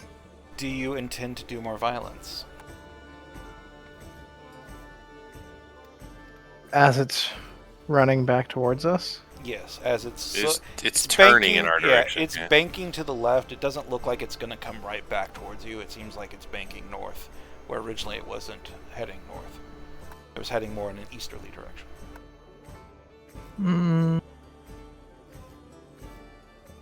It sounds like one of those DM moments are saying, "Are you sure?"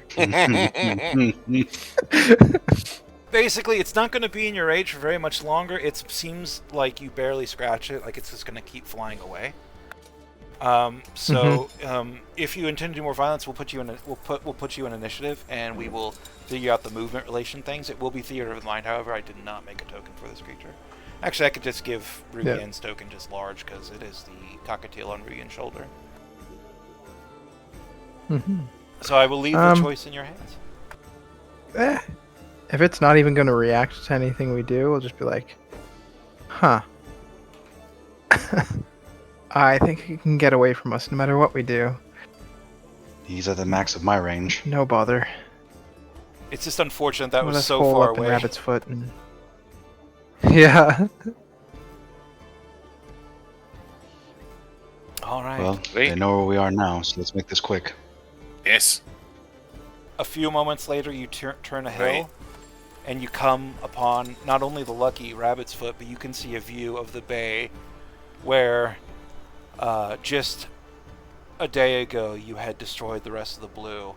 Actually, earlier today you had destroyed the rest of the blue and returned. Now you can still see those 6 massive crab legs in the distance, just curled up into the air, each one taller than the tallest tower you've seen. Above table, these are skyscraper-sized legs. Each one essentially like a little Burj Khalifa sticking up in the air. And swarms Well, that is a sight. That's a great sight. Swarms of birds flutter around, and you can even see a great beast flutter its wings as it rips into the tip of one of the legs.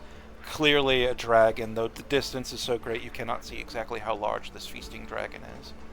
But not everybody, a lot of people are at the windows looky-looing. Dragons are very uncommon, so people are taking this moment to sort of see one at such a distance, and under the assumption that it's going to be more interested in the crab meat than is going to be them. If you're curious about the color, the distance does make it hazy, so everything kind of is a little blue skewed, but this would seem to be a silver dragon. Ooh. Oh. Feasting upon all you can eat crab legs. Yeah. Oh, that's not going to end well. Yeah, No, are what? we sure that we should be letting the wildlife eat that? I don't think we can stop it. Not much choice. I can't stop a dragon. At the very Well, it's not least. the dragon I'm worried about so much as it is the other things. Fair point. What things are more dangerous than a dragon? What? Well, it's not the danger per se. A dragon would, say, have a little bit more constitution in terms of what they can take over, say, a seagull. I guess If there are that's- parasites in that thing, it's likely to spread, right? Let's just hope you got it all, Bill. Don't think there are any more parasites left. They're all in his head. Ah. Alright, when we get inside here, not a word from you. You understand? Are you talking to me? Yes. When we go inside, you keep it quiet all the way to your room. Very well. People are going to ask why I'm slung over your shoulder, though. Can I walk? I'm helping you to your room. You drank too much. My poor grandfather getting his ankle sprained on the road. I'm Ooh. so Alright. glad that these kind Samaritans were able to come and help us when they did. I like that one.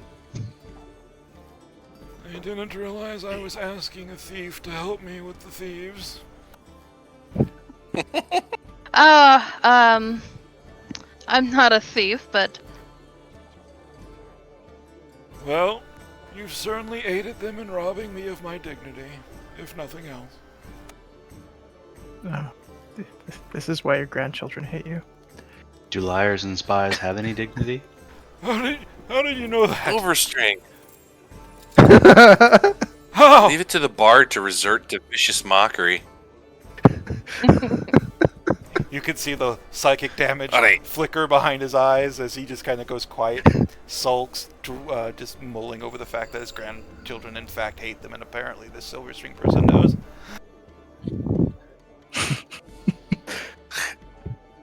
it's never too let's- late to make amends if they hate you so much. You could always just be better. I could. Hmm. Hopefully you'll allow me to live long enough to rectify those mistakes. Yeah, it starts with leaving the employ of an evil company. Or crew.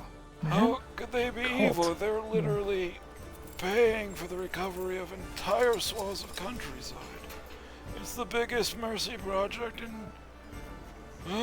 the history of Yatar. You call it evil. You don't know what they do behind closed doors. You're right, I don't. Probably what all nobles do. Weird sex shit.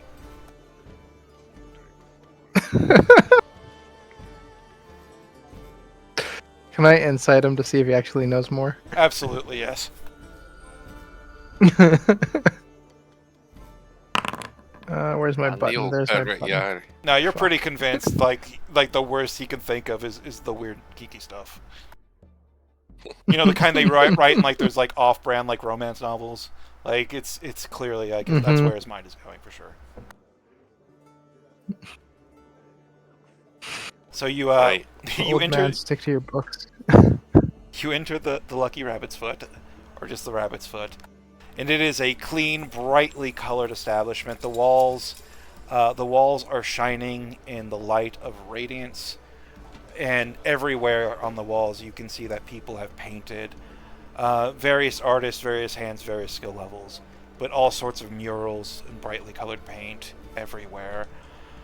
Music is being played by an accompaniment of an old turtle, but not Astrologer Cone. There's a second where you have Deja Vu where you might think it is, but it's just another turtle playing a lyre. Not nearly as well as you, but it's accompanied by a rabbit on a lute who is playing the same song but far too fast for it to be an actual great accompaniment. A very stern-looking rabbit woman is behind the bar, her ears wrapped up in a beehive and pinned with brightly colored like butterfly pins that are keeping her ear hairstyle in place. Her robes are brightly colored orange and blue, and every one of her fingernails is painted a different color of the rainbow. This woman looks at you. Oh, hi! Welcome to the Rabbit's Foot. What can I get for you? I really need to stop using Mama Maddie's voice, but I keep going back to it. It's just so good. Old reliable. I'll borrow a leaf Miracles, from what you Will's got? book. I'll borrow a leaf from Will's book. Well, what can I do for you? Welcome to the Rocky Rabbit's Foot. My name's Coco, and I'm the establishment here.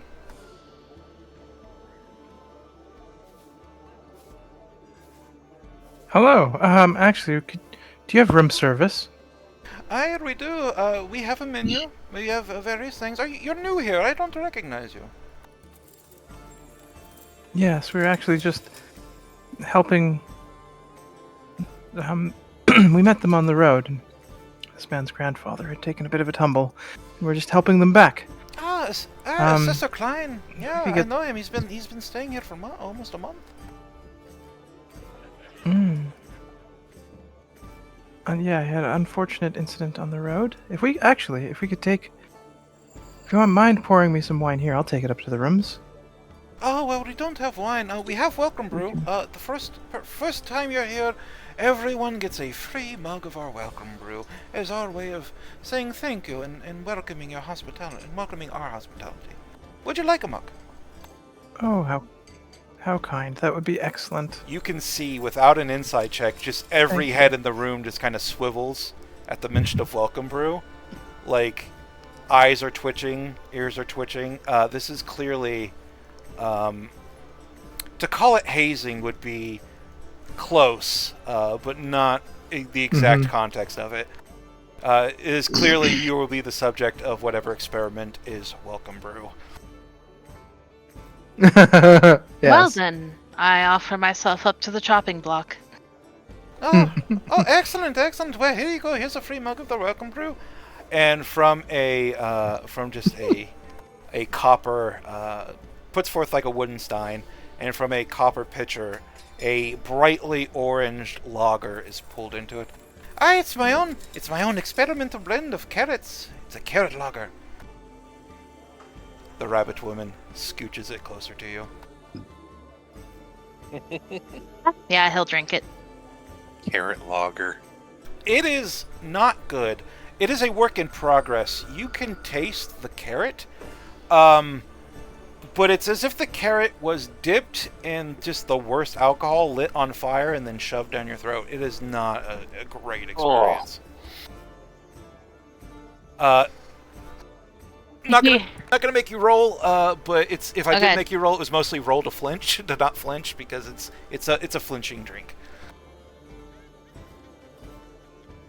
You know what? He'll roll to not flinch. What is it? Just a con check. Constitution. Would it be con still, or? Yeah, Constitution for sure. Yeah. A check or a save? It's same either way. Save, so. yeah, either. Yeah, 19. Right. You have sipped upon liquid lightning. This is nothing to you. He'll set it down.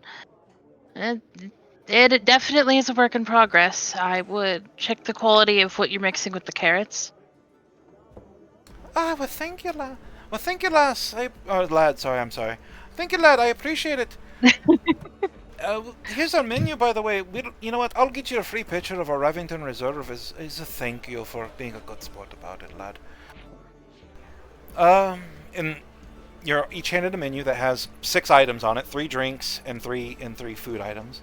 Just tell me what you want and I'll bring it up to your room as soon as I can. Oh, I don't think we'll need anything. Room service was asked for. Take it to the room. I'll take it to the room. Oh, who asked for it? It was me. I asked for the room okay. service. All right. But I would really like to spend a little bit of time here and just observe your lovely village. Oh, for sure, for sure. You know what? Stay as long as you want. We have rooms for rent. If you're not going to stay with your grandfather, Mr. Klein. I will take the drinks up when they're ready. I'll take the drinks up. Just want to sit back and relax. And I'll unsling the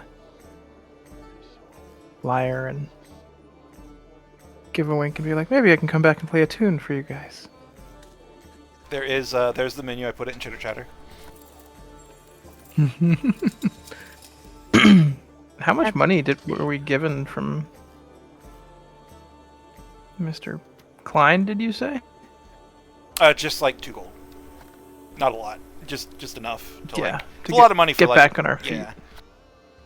It's like enough for the magical equivalent of a bus ticket. Mm-hmm.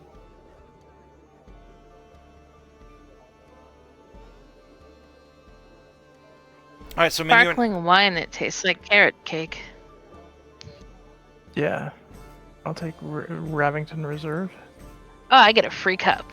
Right. Nice. Free pitcher. Free pitcher, nice. Oh. Buddy, let's get you up to the room then. Okay. He gives the rabbit hostess a thumbs up. I'm perfectly okay. Just Here with my family, who love me. My grandkids love me. He says, like, convincing Right. himself. Grandchildren. To the room.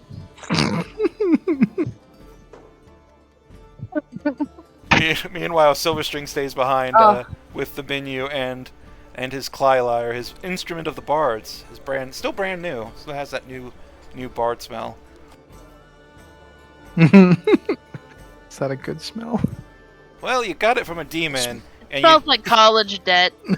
yeah, Yeah. you got it from a demon. You dragged it through a parasite-ridden crab, and yeah, it's got some funk.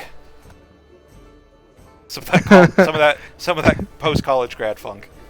Alright. You're right. Alright. I'll play a funky tune. Play that funky music, Bard boy. Yeah. Immediately, as your companions are making their way up the stairs, each footstep of Will's just thudding against the wood, giving you like a perfect metronome beat that you begin playing your lyre to, completely overshadowing the Turtle and the Haragon's tune. They kind of stop to listen as your fingers just roam, singing a melody, an ethereal song that entrances everyone who listens. Meanwhile, the old man's room opens up, and you just see a simple room with a straw stuffed mattress, a pillow, a couple of blankets, and a single side table with a lantern on it, and blackout curtains that are currently rolled up. The Turtle and the Haragon. Oh, yes. yeah. I worked hard for that pun.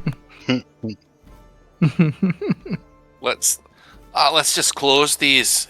It's a little bright in here. We'll shut the curtains. Ah, yes, the peaceful darkness of death. I don't think we'll have to go quite that far.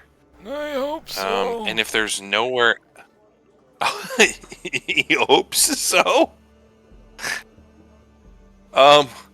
Let's see about getting you tucked in here. And I'm gonna kind of put him on the bed, and then use the bedding to tie him in place. So you mummify him with blankets. He is a cozy cocoon. Basically, yeah. A cozy cocoon against his will, but still very comfortable.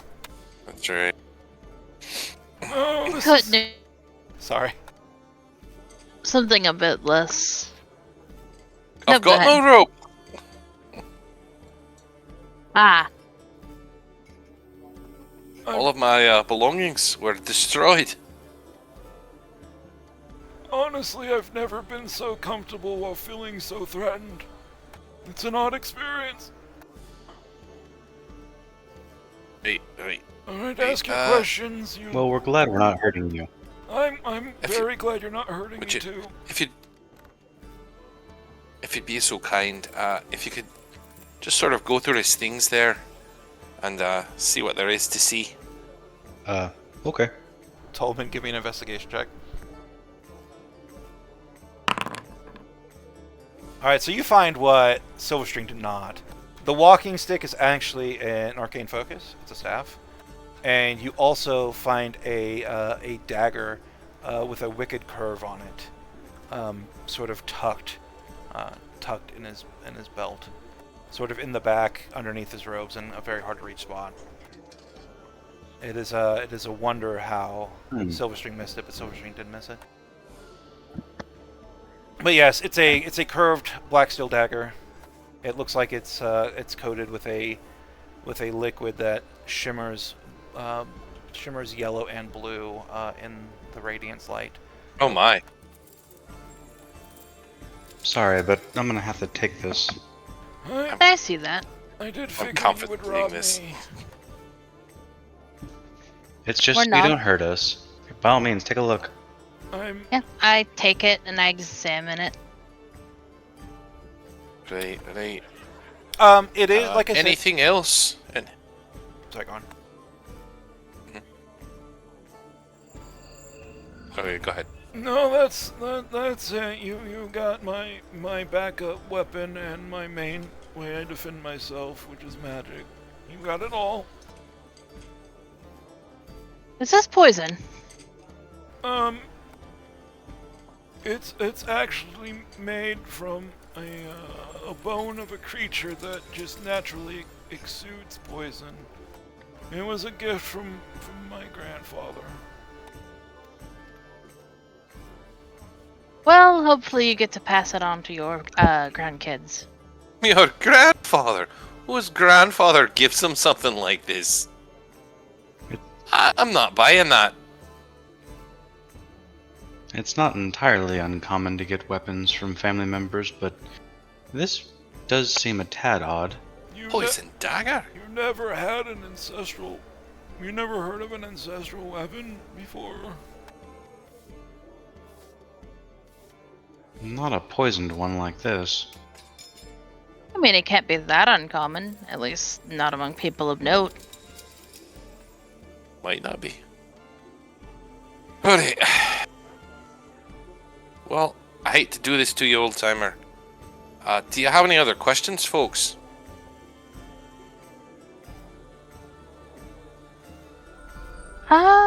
So I feel like if anybody were to have questions, it would be your friend down there at the bar. Alright.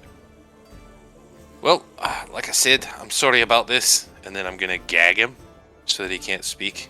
What are you Can't have you using any of that magic? Right. And then we will we'll gently toss his room, and after we have sort of taken anything that we find of note,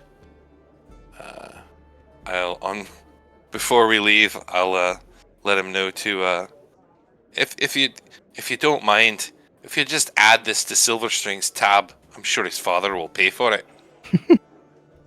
All right. You find some traveler's clothes. You find a pouch with about 58 gold, 36 silver, 19 copper. Somebody write that down because I'm doing this on the fly. And a single sending stone. 1/2 of a set. 58 gold, 13 silver, and a handful of copper. Okay. Not too worried about taking his money, but we will be taking the sending stone. What? Can't have you contacting anyone. I don't know about you, but I'm taking the cash too. We need it for the road. So we really are robbing this old man. You hear Like a I said, muffled. You hear he's a gonna put muffled it on- cry that can only be described as "told you so." Like I said, he can put it on Silverstring's tab. His father will pay for it. It's more like we're stealing his dad's money. Exactly sure if that's how that works, but it's been a bit. And then, I'm not sure, how much is a room normally at an inn? It depends on the inn. Here, it's just going to be like 5 silver a night. Right. I will take 10 of the silver, and actually all 13 silver, and put it on his like bedside table. There you go. That ought to cover the room, and a meal or two.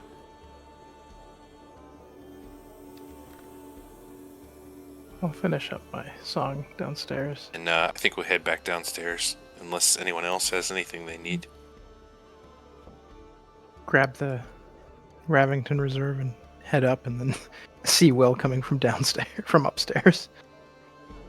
Did you get any good information out of him? No, he wasn't telling us anything, so he's not going to be telling anyone anything for any time in the future. Did you kill him? I mean, what did he expect me to do? It's just a dead body in a bed, right? No, he's just bound up in his room. Oh, Oh, nice one, Tolman. Way to ruin it. well, Oh, Thought I had him going for a minute there. I've told you, you have to warn me. Jesus, this must be just guard humor that they talk about. They're just casually killing people for no reason. Gotcha. Not for no reason. To cover our Alright. escape. Right. I'm sure leaving a trail of bodies will really cover us. Anyways, By the way, Be getting all snarky with me. You're the Does- one who gave us away by giving your obvious identification to a person that works for your father. I'm But Ziggy Stardust now. to say the least, to say the least, we've got a way to get a hold of him if you need to. Tolman's got We a also direct have line the to him journal. with the old sending stone here. and the journal. Oh, great. Can I have the sending stone? Here you go. Okay. You Also, immediately by the know way- before you hand it to him that he's probably going to break it or throw it away or do something destructive to the sending stone. Oh, I'm sure probably. Rip. Can I use it immediately? Oh, crap. Or do I need to attune to it first? Oh, I don't I think they can't remember require what sending attunement. You could use it No? immediately Okay. for sure. Alright. I'll just lean in, say 3 words, and then be done. My dad's gonna get go fuck yourself every single day that this thing works. Oh, right. I kind of regret giving that to him. I apologize. Thank you, Tolman. I told him. Except for the one day where one of us gets drunk and takes it and just says something really dumb. I guess we should get out of Also- town now. We should Real make for someplace before away we from leave. here. We should still question the old man. Yeah, I feel like we didn't really ask much. What did you ask? Not much in the way You- of questions. Your silence tells me you asked nothing. Well, I don't I have any mean- questions to ask him. few questions. My sole goal was to silence him and buy us time to get out of town before your father found out where we were. Except there's- that when we handed you the fucking sending stone, you immediately let your father know exactly where we are. What are you talking about? You can't know where we are based on sending the stone. You just Well, he's Get a got the random other little match message. to this sending stone, and I'm sure he knows where he sent this fella, right? So now he knows that you have the sending stone. shit. He kind of has a Shit. But So I before would we ask your go- questions now. Quickly, Yeah, before yes, we go, you should yes. probably ask the Mhm. questions and take a look at the dagger that he has as well. Oh, right, this thing. He lets you see it. I don't really intend on taking it from that poor old man. We've already robbed him enough. I didn't realize you took it, Zaz. Well, I asked to be let see it. I asked him to let me see it, and he did. So I think so. Yeah, I Right. think as far as I know, Sesotho would still have it. I don't know if it was left behind, but if it was left behind, then it would be on the table next to the coins. Okay. So we'll assume that Zaz has it. So I'll look at it. Do I recognize the dagger at all? Or is it really just like a family heirloom like the guy was claiming? It's clearly a magical dagger of some kind. And the blade does seem to be coated in a yellowish blue substance. Well, that can't be good. Well, if you want to ask him some questions, I can identify it in the meantime. Sure. Why not? Everyone else, Alright, there's let's make this quick. Ravington Reserve. Back in Identify the it. drink. Doesn't that take like an hour? I think it only takes 10 minutes as a ritual. God. Alright, 10 minutes. I mean, I reckon if he was Correct me going if to I'm a little teleport wrong here, on he'd that have one. done it by now. Casting time of 1 minute, so ritual would make it 10, yeah. 11, but meh. Yeah. I'm really not really in the mood to get my arse kicked by another one of his goons. Don't worry, you don't have to be my champion again. Though you did good work the first time. I appreciate it. And a shiver is going to run up Tolman's spine. So did you, Tolman. I'm sorry that you got cut into a million pieces. It happens. There isn't much I wouldn't do for a friend. No, we almost all exploded in a crab, so at least we're back. Still kicking. Aye, we've made it Alright. this far. The show on the road. Come on. All right, Ask yes. your questions. All right. Open the door. Ungag So- the guy. Yeah, you What's as Tolman is like setting up a circle of salt and lighting candles and performing the ritual of identification, you just walk up to this person who's now basically a old man blanket burrito with a gag in his mouth. And yeah, you do have a staff. All right. So he looks like the God Emperor Leto. Gotcha. Yeah, I'll undo his gag. Be like, okay, we have some questions. Oh, I was starting to wonder if you forgot about that part of the interrogation. Yeah. Apologies for the. This might be their first time. I'm not sure. Why are you looking for me specifically? What is my? Obviously, my family is involved. But. Yes. Why? Me. I was told to keep an eye out for Silver String. You are a person of import. Give me an insight check, please. 100%. See if we can get above a but- 12. You know that's not possible. Because you said it. That's the magic Hey, number. hey, hey, we got... Oh. That's a whole degree of success over 12. Yeah. Judging from just what you had read of his thoughts earlier in the day, combined with how he's wording things, he's playing that lovely dance of giving you the answer, but not giving you all the specifics of that answer. So he's not lying to you, but he's leaving key elements out. Yeah, he's lying by omission. Yeah, like a Half key example truth. was, like from his thoughts earlier, he knows you're the scion of House Achium. But Mhm. according to his answer, he's just like, no, you're a person of import. That kind of dodging. Mm-hmm. What were you to do with this information when you learned it? I was supposed to send it via sending stone. But after nearly 3 months of coming up with nothing, I failed in that duty and left it in my room, much to my increasing shame.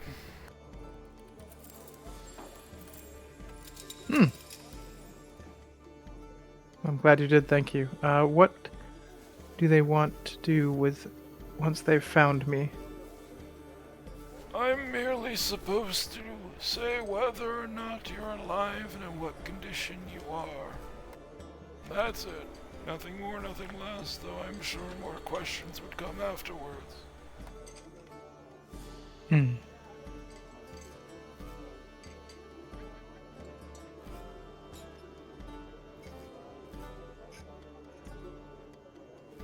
He looks at you and just kind of double blinks. Just, blink blink. As if maybe the questioning's done. Is there anything else? What do we do with this man now? Let me go Is he live really a long, fruitful Well- life with my grandchildren. Are you going to report what you know? I do not intend to. I can't without the sending stone. I would have to take a multi-day trip to Yatar and give it in person. But if I don't hand it in, they're going to find me, and they'll get the information one way or the other. I mean, if that's the case, it would just be just as well to let him go. We'll be gone by the time he gets there and makes his report. I also did kind of spoil the entire thing by telling my father to go fuck himself. Ah, the brashness of youth. I agree. We should let him go. I will give him back his dagger. Don't do that. Tolman's I'm still identifying that. Yeah. Oh, right. Just make amends with your grandkids. Christ. What did you Yes. do to your grandchildren, anyways, that they hate you? I was neglectful. I had a falling out with my son. And I was a negligent grandfather because of it. I should have tried more. Who's your son? As a DM who hasn't named the son, how dare you? I was just His checking to see if there was a name is chance that he's Randis. related to Cone, that's all. My son's name is Rangyan Klein. Jimbo Jaggins. Any relation to a Calvin?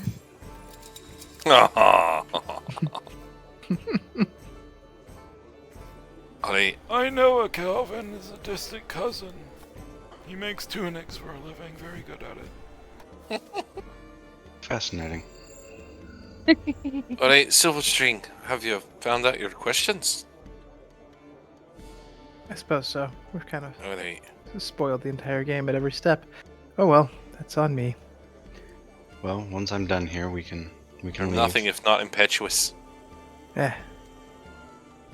The old man, seeing an opportunity and perhaps not realizing the history, decides to open his mouth. Potentially stick his foot in it. They love you, you know. Every day I hear them writing letters, searching. The mother weeps, and the father loves in his own way. Top. Okay. And right You then, don't Tolman know. reaches out and places a finger on the dagger. It's just called House Klein's Talon. It is a non bonus dagger. It does 1d4 dagger damage and 1d4 poison consistently. Like the poison damage always happens. Cool. Does it require attunement? Yes. Fascinating little blade. Whoever made this, wonderful taste. It also returns to your Okay. hand when you throw it, by the way. Oh, neat. I'll let the group know like what it is and what it does. Taz, you want Well- a dagger?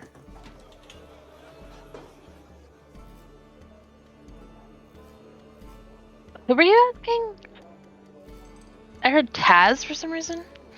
Zaz, sorry. Oh. No, I don't usually tend to use weapons. Oh, a pacifist. That's- Well, no. I just have means that I prefer when it comes to combat. Right.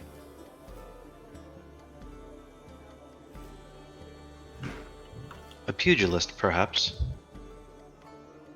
What is that Yeah. word? What? A pugilist. A boxer, a fighter. Oh, why didn't you say boxer or fighter? Well, because none Cool. of those are the words that I prefer. Holman with his fancy words. Well, I mean, it is called pugilism. But yes, I fight with my fists. Fascinating. I was never very good at that, personally. I neither. It's a honed skill. Indeed. Well, if we have nothing further, I suggest we leave quickly. Right. Yes. Beat feet. I think that's what. And But what are we Silverstring, doing with the dagger? can I have the stone back for a little while? I would What- leave what- it with the old man. Yes, let him have his dagger back. He's probably going to need it for traveling back to town anyway. We'll leave it on the on the dresser on the other side of the room, and then put the gag back on him and then leave. Wait, It's the like, guy. Oh, we're releasing him. Go He'll spend time worm with- his way out to there in time, Huh. or they'll come up and find him when they go to change his room. It'll buy us Well- more time this way. they have questions about how that'll The come to bunny be. did see us come up with him. It may just be better if we just leave him free. Oh, you don't think he'll just report us just as soon as we walk out the door? Yeah, then we kill him. I'll let you do as you wish. Alright. I'll see if I can find the fastest way out of town here. Thank you. So we'll go Is there any way stumping we down could the buy stairs. horses? Is there any way we could buy horses with that man's money?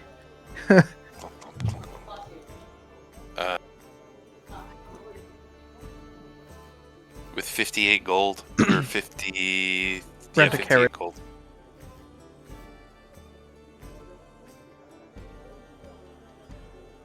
Yeah, rent a carriage with 58 gold.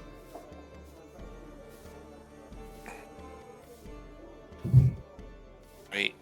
Oh. So I'll go and try to see if I can find like a stables or something And I'll free where the we old can man. get like maybe a couple donkeys and a wagon. Not sure how much all that costs. If I may, not to add a little bit more onto that, but if you want to get things for cooking on the road, I can keep you all well fed. Oh, hey. So you still wish to join us after this merry charade? Well, let's just say I think we could help each other out eventually. Plus, it was actually kind of funny to watch. You guys seem like an interesting lot, and I was always told that it's fortunate to put your lot in with those who you find interesting. Well, personally, we could use some extra hands. Mm-hmm. Old man, Mr. Klein, don't make us regret this. If you do, we find out, well, I think you know what happens. Make amends with your grandchildren. Live a good life.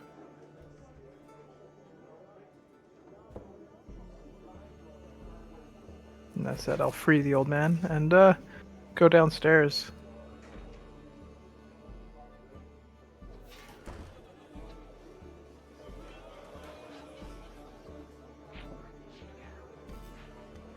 All right.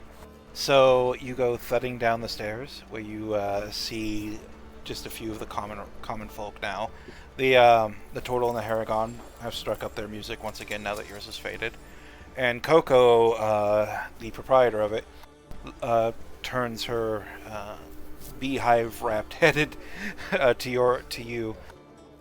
Well, did you get what you want? Did you have your grandfather back?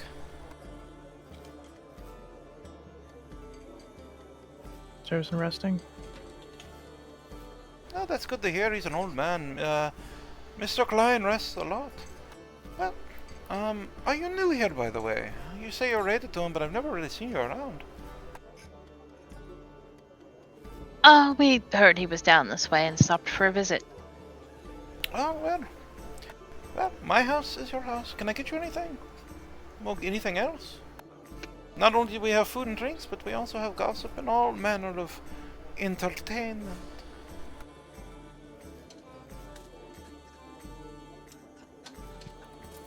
Now, what are the goings on of these parts after the tsunami? I imagine that crabfall dominates most of the discussion, or is it old news now? Oh, you want the gossip? Oh, I've got gossip for you.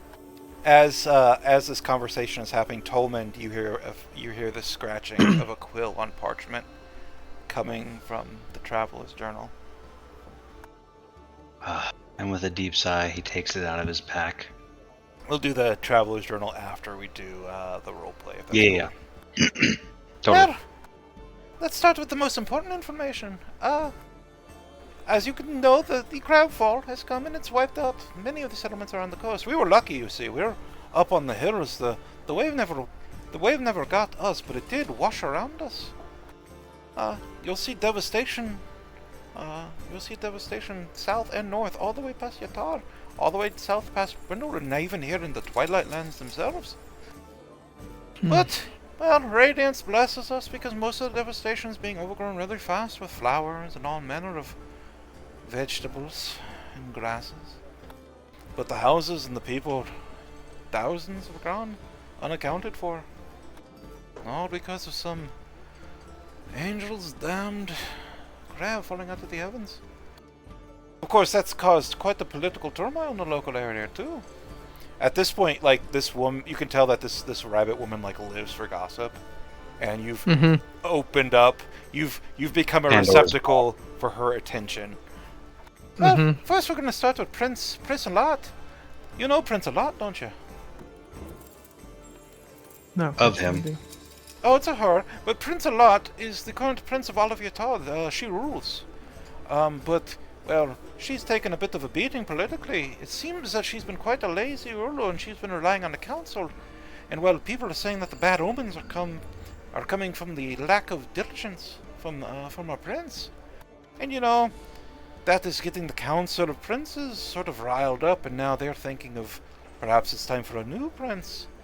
And of course you have the usual houses. There are other people in Lot and other people here, but from what I understand, it seems like old Byron from House Akim seems to be the forerunner. He's been placating his son's mercy up for political points. He's getting in real good. He's very popular. In addition to this, well, you've all heard of House Cross, haven't you? Oh, that's been quite the scandal, you see. Seems that the youngest scion of House Grey was a bastard, sired by the patriarch of House Cross. Can you believe it? An elf and an owl. Who would have thought? It's like a story from one of those cheap romance novels. But either way, House Grey learned of it, and well, they're no longer a house anymore. And of course, Brindlewood, that's been wiped out almost entirely, but they're rebuilding it now, though somewhat deplenished. Oh, and that's not even the weirdest bit of gossip. Did you hear of the Green Devil? The what? The Green Devil! It seems like some spear-wielding crazed lunatic's been wandering the countryside, breathing green flames. He's been killing anyone that dare challenge it. From what I understand, the Green Devil has killed damn near an entire battalion of Briar Guard and Star Guard, and even a couple of Crowsmen, truth be told. And they're hard to kill, serving death and all. Seems nowhere is safe from massacre. Well, not too safe. Last I heard that the Green Devil's heading south towards the Twilight Lands, but I never know if such a monster is going to turn north again. I hope they don't. Twilight Lands is filled with monsters and barbarians. Let the Green Devil go and pick on them for a while. We've had enough problems. Yes. Say he was wielding a spear. Hey, and the whole body's wreathed in green flames with a hairless white body covered in old sigils that no one can read. Even the eyes seem to glow green.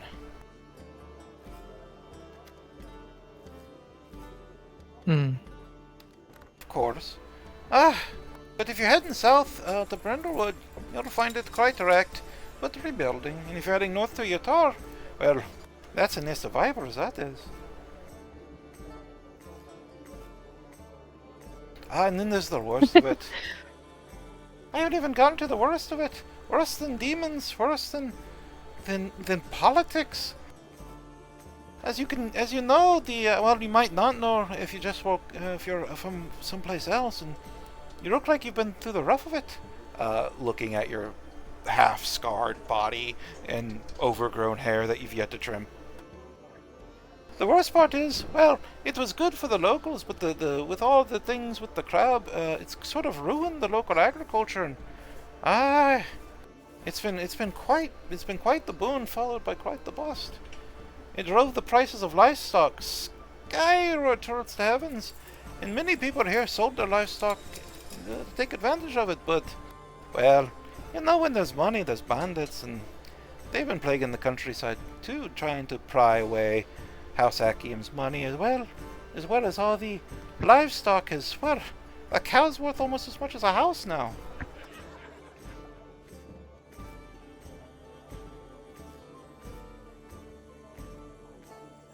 and this woman will just keep going over more and more gossip. It's getting to the more petty stuff, like who's sleeping with who, who got caught doing what, and it's all just like local gossip at this point, with the national gossip having been dumped towards you. Meanwhile, Tolmond, you open up the book, and you see pages of writings.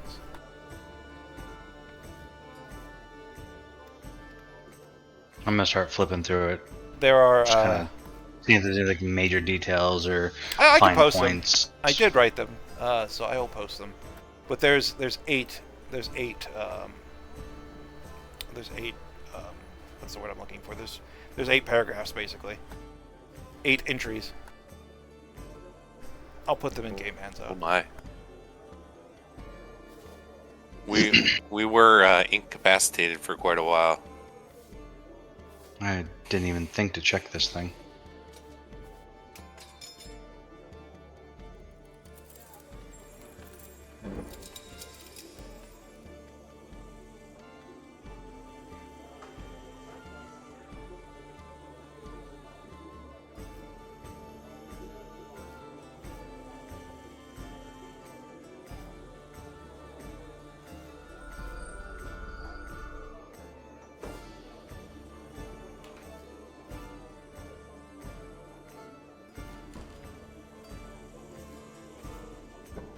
Sorry, we're almost done. Just reading. Just like, oh boy.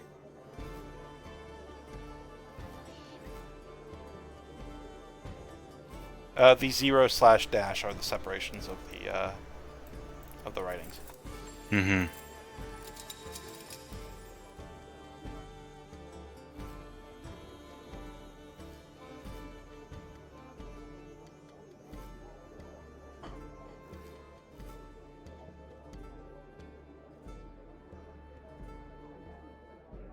That's it. That's all of it. There's a bit.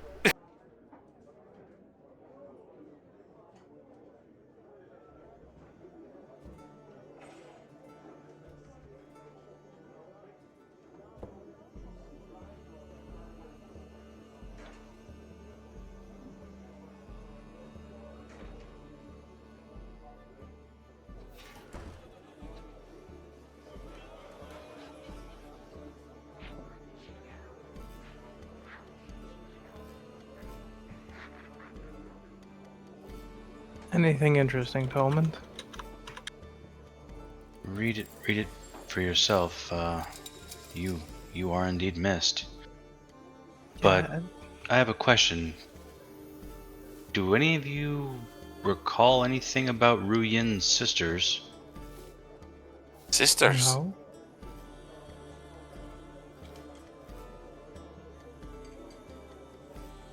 Apparently someone thinks we have them. Ru Yin, was that the many-handed fellow? Yes. That was the many-handed fellow. It was just him and that bird, and all of his damn swords. Tolman, make an intelligence Don't remember there being anything else. We didn't talk about his Intelligence sisters. check. Yes, make an intelligence check. Actually, make it a. I haven't seen it, so I'm on a different page. Make an make an Arcana check. The DC will be pretty high. May I attempt this as well? You may. You'll have advantage. For backstory reasons. Well, Tolman succeeds. Which one's advantage? Here we go. No, you succeed as well. So you didn't learn this earlier, but with context clues and your adventures, and your increasing understanding of the magics of both the world and your family,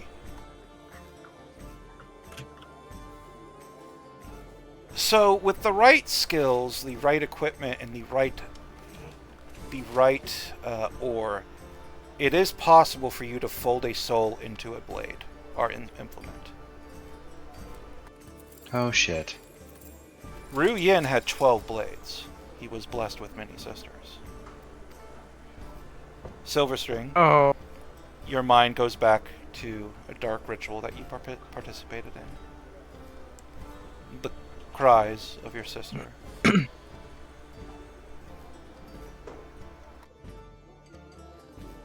Every member of your family in cult, an upper member of your family's cult, we'll say, did have an implement that would fit the bill of this.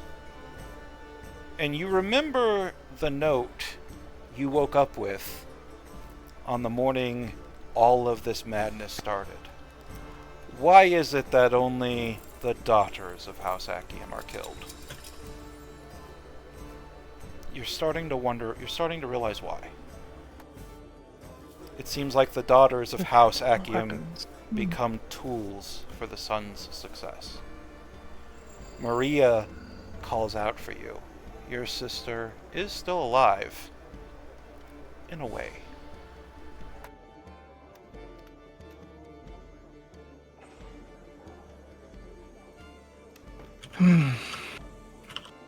Totally haven't been sitting on that one for 13 sessions. Or 12 sessions. Jesus Christ, man. Ugh. I know there's been things saying like, you know, she cries out to me or she calls from me or what have you. Now we know what that means. Blah! And you still have Ruyan's blades, unless just- you discarded them. I suppose I do.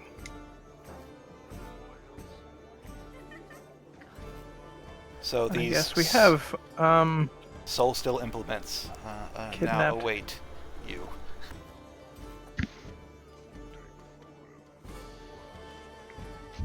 Silverstring, do you have any idea what most of this means? I do now. His sister's souls are in the blades that he wielded, the ones that cut you apart. That is... Oh, Why would we return them? Why would we use them? Why? Is there any way to free them?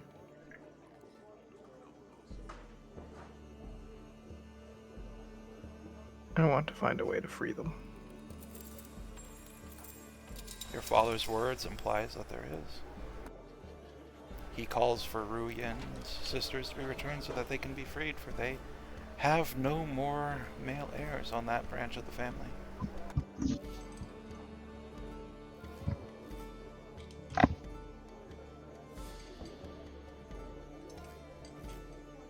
Like, apologies if any of this would need a trigger warning, but yeah, your family is very much evil Nope, you're good. patriarchists Mm-hmm. who bind the My souls. gosh, so yeah, dark. Damn. Who bind the souls of their daughters Can't to be even- used by their sons.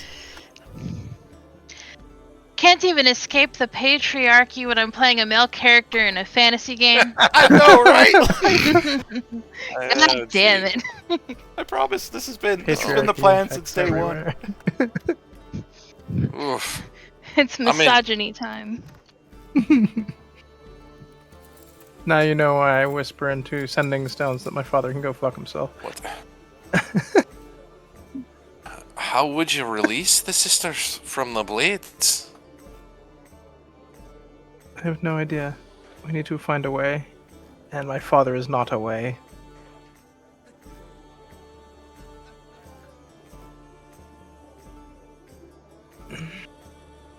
What these blades can actually do. Let's not use the souls of people. Oh no, no, no, of course not. I'm not much of a swordsman myself. Yeah, you like your spears. So I do. you can...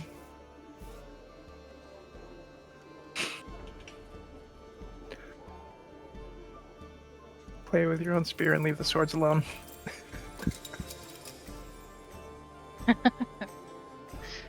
So, can we go now? I'd Oh, like to be see if fine. we can't find a wagon and a couple of donkeys or mules to pull it. I mean, Oh, from what didn't you have a camel, a space camel? It was a camel that time, but it doesn't have to be. Oh, Didn't they say that the cost of livestock has skyrocketed? it did, in fact. I mean, This man over here can just summon there's animals, apparently. We might just be stuck walking for a bit. well, there's a couple of ways to go about this. Hmm. One, I could resummon my mount, and then we would have a horse to pull the wagon. Or there's the possibility that we could, and this is, I'm loath to even say it, but I could summon the mount, and we could sell him to someone, and Isn't he's quite smart, so I could just give him instructions to run away at the earliest opportunity and come back to us. Isn't Like I said, I feel bad even saying it, but It would be The quite an paladin. elaborate Yeah. scam. we're in dire straits at this point. I Would be better off on foot than that. can't most people tell that it's magical and not just a horse, as you were. Oh, can you look at a horse and tell if it's magical or not? I tend not to look in the mouths.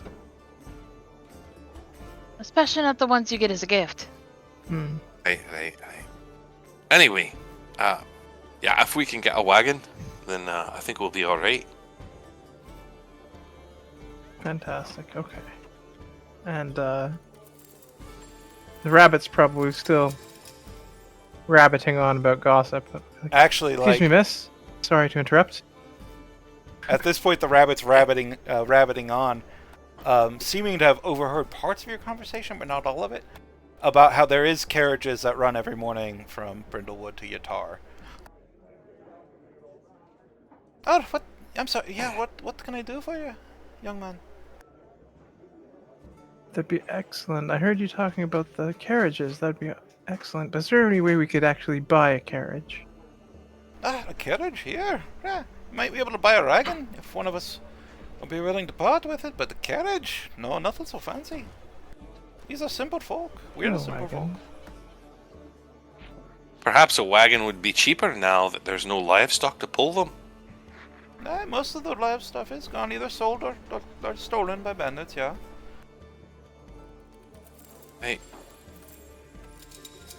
All right. Well, I can So ask maybe we around can if you go- don't want to. I can send the runners. Maybe ask some of the local farmers if they have a wagon for sale.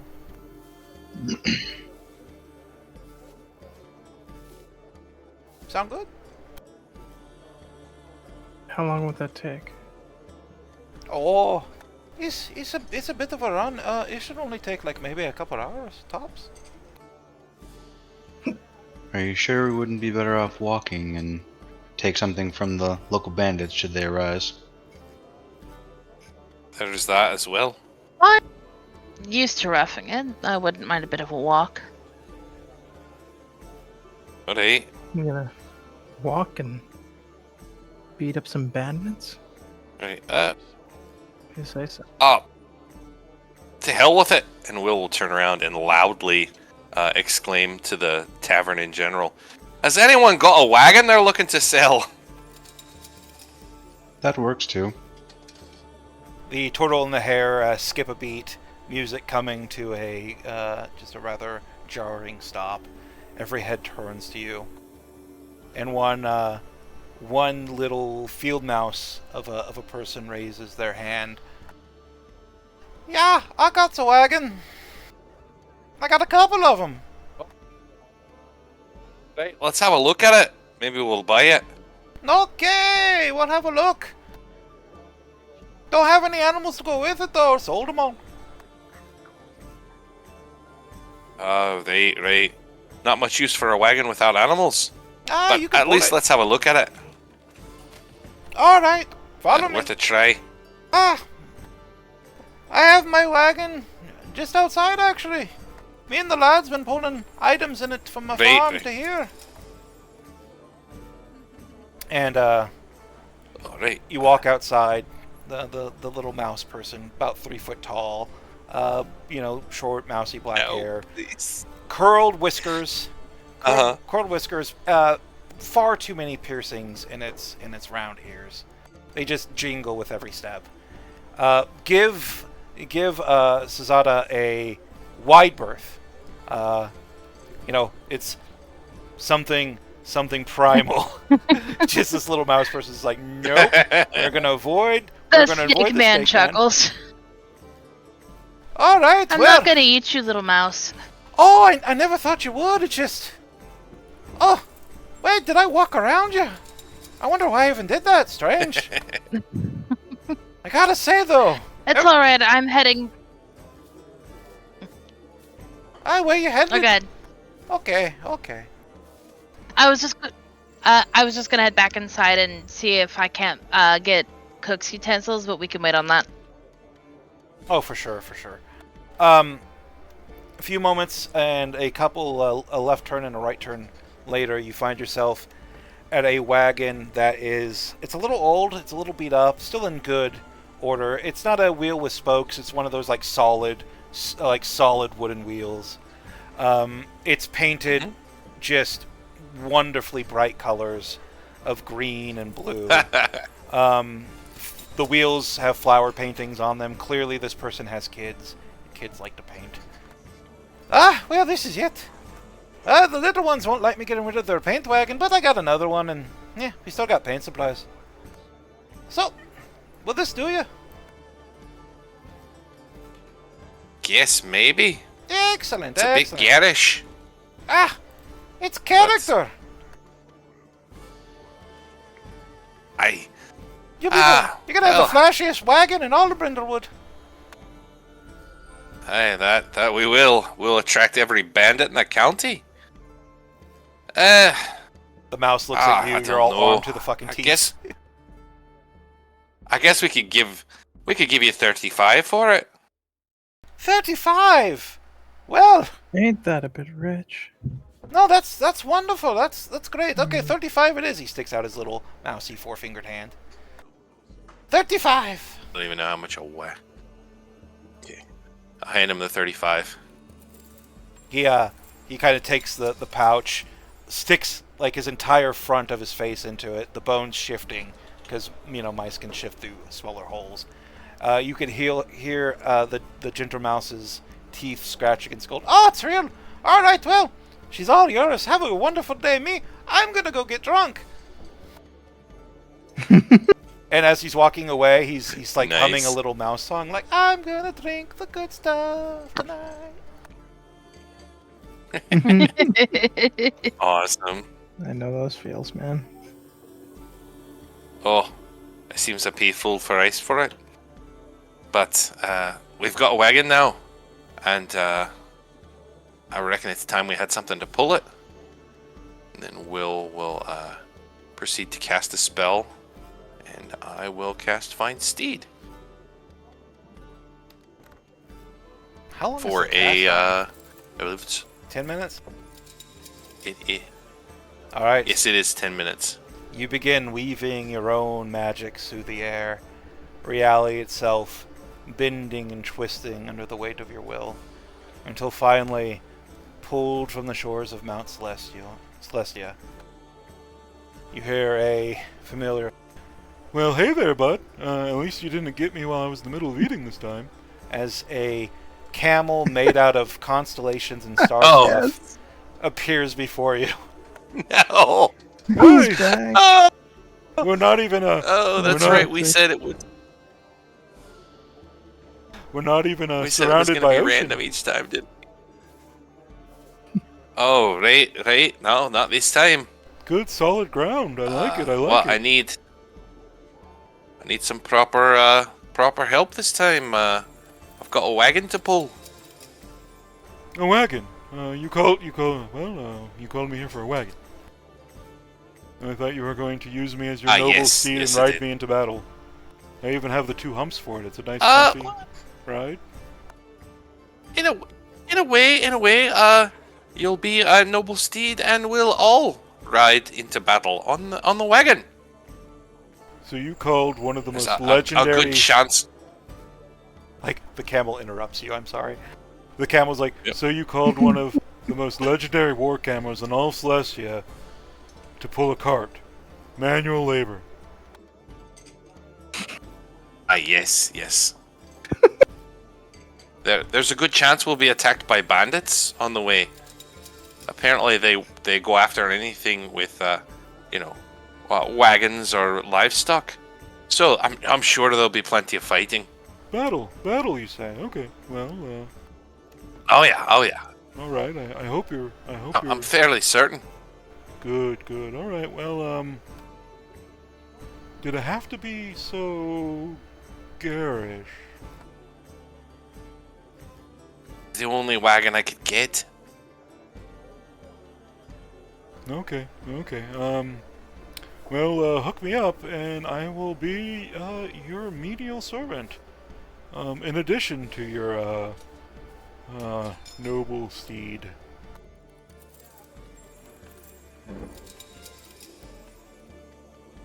But hey, I'll hook him up to the wagon. All right, takes a minute. The wagon is not made to be pulled by a large war camel. It's meant to be pulled by essentially a donkey, so it takes some adjustment. But you eventually, with the camel's help, get it figured out. Okay, we're ready to go. I am just a regular, everyday wagon camel. Hey, wagon camel it is. Good. I mean, Are you talking to your camel? boy, you're pretty grandiose. I don't know. I mean, we're gonna stick out like a sore thumb. Also, Tolman, speaking on the matter of summoned creatures, have you tried summoning anything after Albert was poisoned? Corrupted? Not recently. Hmm. I suppose I could give it a shot. But let's get on our way and I'll do it on the way. 1 moment.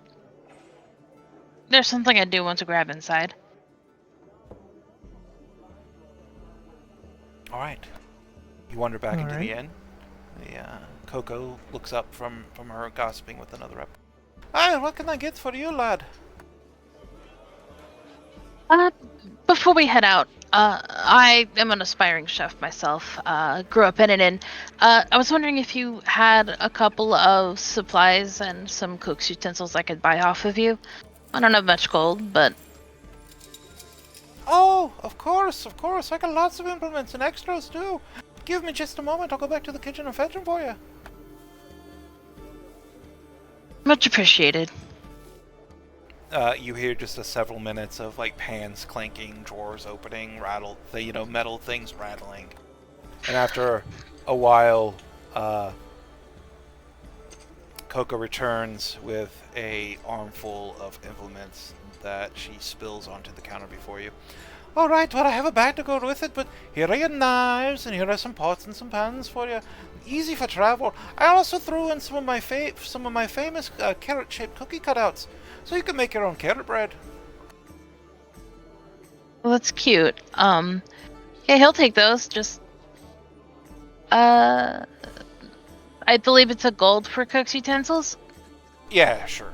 We'll just call it a gold. And could I do 4 gold for supplies for the next few days? Like, stuff to cook? Oh yeah, 3 gold will buy you a lot of supplies. Mostly vegetables, like not a lot of meat on the market right now.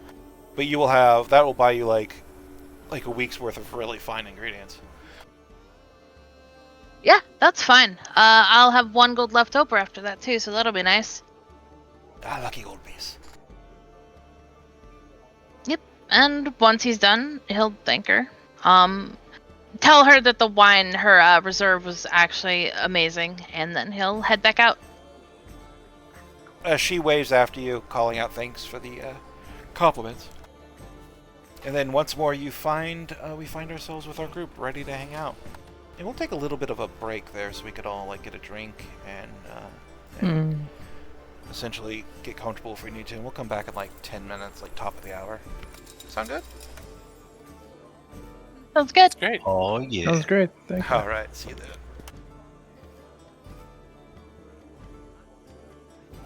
How are you finding things so far, Raz? I'm having fun. Good. Still trying to get a feel for him, but he was literally built in like 4 hours, so we'll see where this goes. Yeah, it's like, who am I playing? What am I doing? Where am I? What? I do have backstory stuff like already kind of being worked out in my Percolating? brain, so Yeah. Good. Good. Yeah. Sweet. yeah. I'm excited to see what other secrets are Where it revealed. goes. Yeah. Well, so far you got he's a snake Yeah. and that he's a monk. Oh, a monk. Yeah. Oh, I didn't know either. I did mention he was a Fights- pugilist, or you guessed it. Fights so. with his fists, yeah. Yeah, I got it. thought maybe perhaps like a fighter, No, Ooh, I decided to have a non-fighter. little wisdom boy. tavern brawler feeder. Wise boy.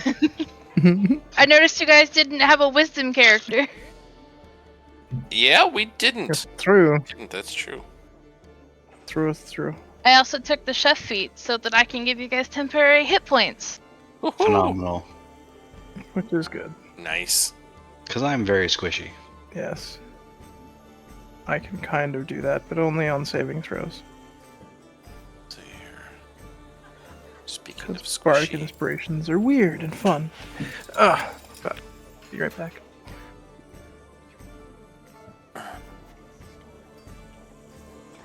Squishiest character I've ever played, and I have a low con on top of it. have to ask Chris how he handles rest casting or anything like that.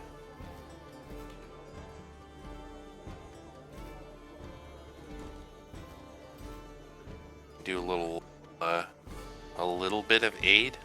It'll only give you 5 hit points, but I mean, heck, that's like an extra hit dice if you're a wizard. True.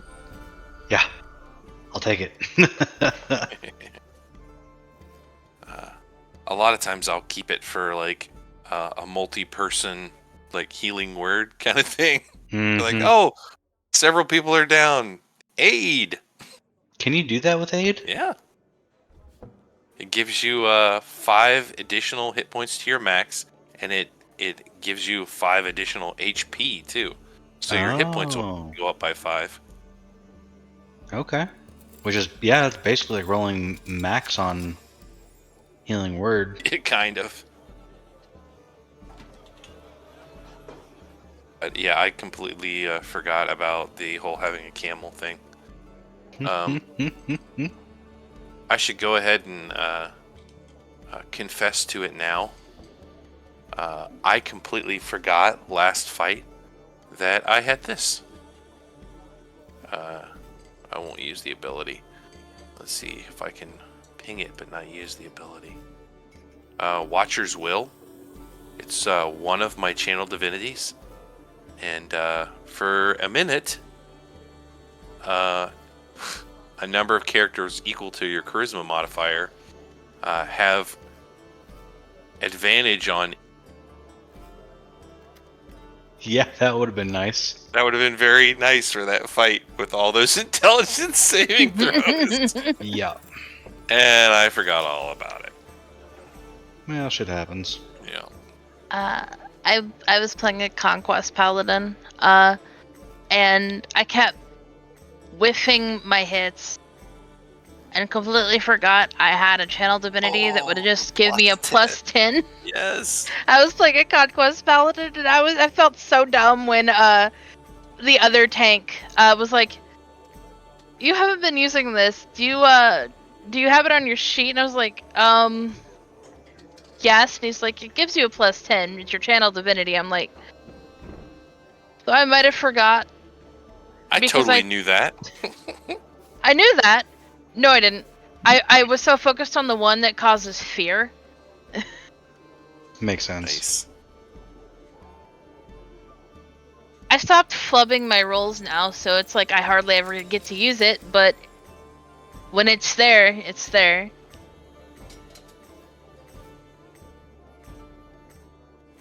And I'll probably flub again eventually.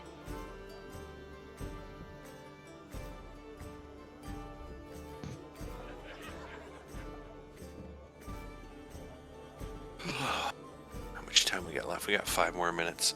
I think I'm going to run to the little warlock's room and be right back.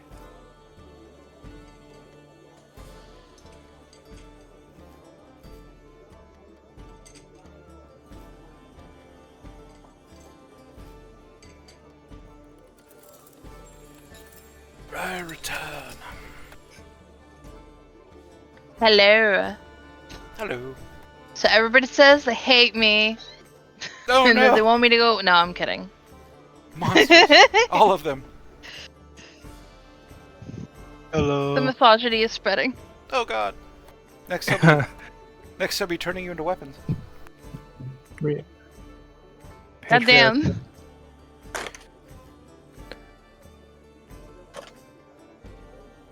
Yeah, Silverstring has some Funny, there was Also- some- parental issues. I've noticed. I remember you mentioned somebody's parents was like really good at gaslighting and reading those journal entries. That is some gaslighting. For real, right? No evil person thinks they're evil, and even evil people can love. Like, Yeah, but that doesn't mean it's Not a healthy gaslighting. love or that they're good to be around just because they love you. in the distance, Britney Spears' Toxic plays. Like,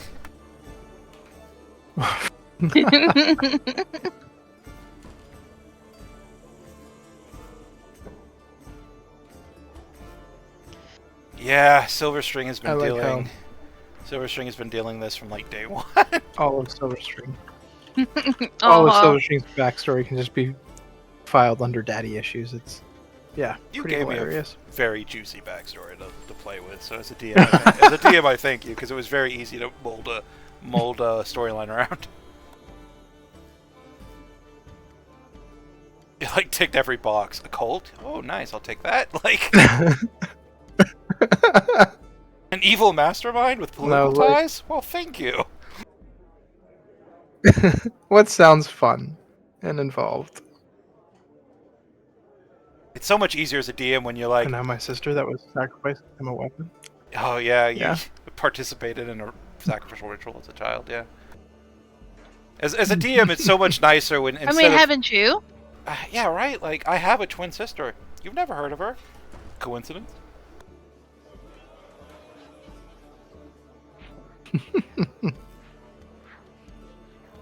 What I was saying is, as a DM though, it's a lot fun to if it saves time. Like I don't have to create a like a political figure to make you care about when one is handed to me on a silver string platter. In this case, complete with complete with instant like, yeah, I hate that guy. So much I'm gonna whisper, go fuck yourself every day from now until the stone is taken from me. Yeah, you guys were like, he's gonna break it, he's gonna smash it. No. Yeah. Worse, he's going to use it. Every single day. And then your dad's like, so I see you're alive. You still hate me, but you're alive. Yeah. And that's something. Maybe you should You turn may off hate location. me, but I'll always love you. Yeah, no shit. Too real, too real. Did you turn off location services on that sending set? Yeah, Did you- switch it to airplane mode when I'm not using it. That's right. I gotta bring in the giant I've literally demon put on cockatiels. I'm toxic, so though. happy. Yeah, you did. That's a throwback and a half. That is. I That was half cockatiel, by expecting the to way, was part of the Ruyin fight. But who was it that... Was it suggestion or something that suggested it to like go away, and so It it was did? Will. Yeah, Will used his my, turn ability. I used my turn ability. Yeah, you did. Abjure the extra Abjure. planar. Yeah. Yeah. Yeah, and then like, because it was And so after it just Nivli ran attacked off. it. Yeah, Yeah, I was like, Yeah. oh, that's bad. because Nivli attacked it, which dropped the Why are you facade. doing Because that? It wasn't participating, and then all of a sudden it was. It's like, oh no, go away. And then you went, abjure the extraplanar, go away. And it failed its save. Yeah. Oh.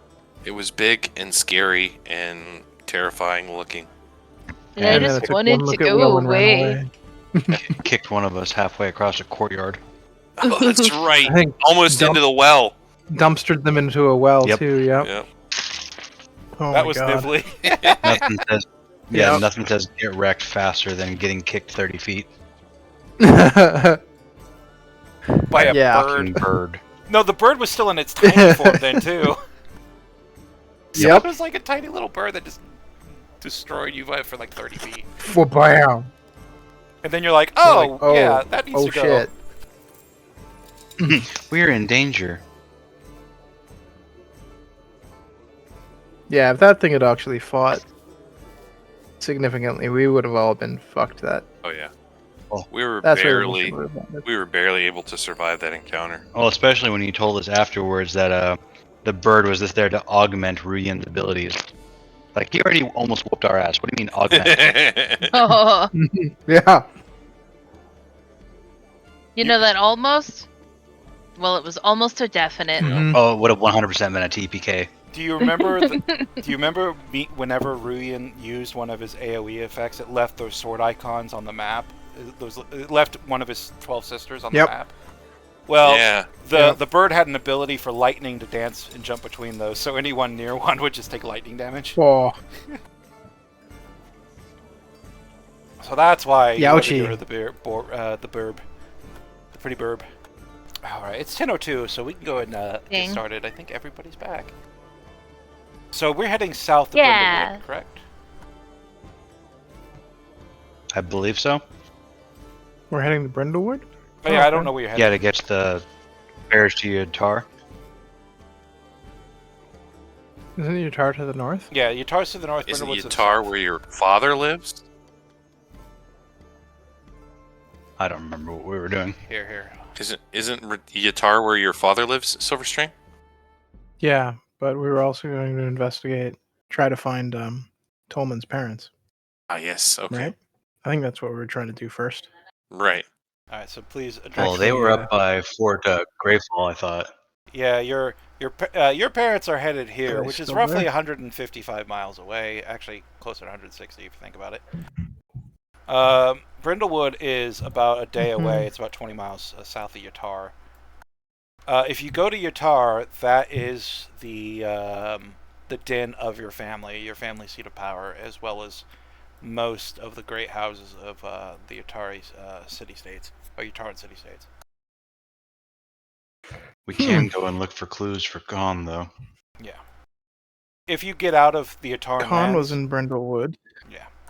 If you get out of Yataran lands up towards where Mount Gar is, that will be outside the borders of Yatar, the city-states of Yatar, and a little bit outside your father's grasp as well, because your father has a grasp, but most of his power base is in Yatar, and you would know this.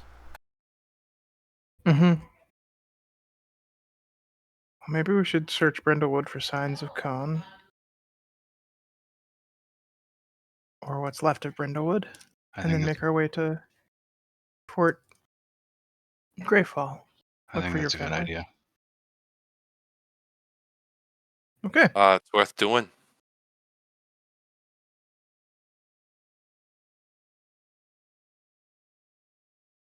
All right. So you make your way south. Now with a celestial camel pulling a brightly colored cart full of your belongings and those of you who are either too tired or too lazy to walk. The miles are devoured under your feet. You're used to traveling long distance now, or at least dealing with other traumas that make walking seem negligible, even for long distances. And others of you are just used to traveling the world on foot. And this is child's play.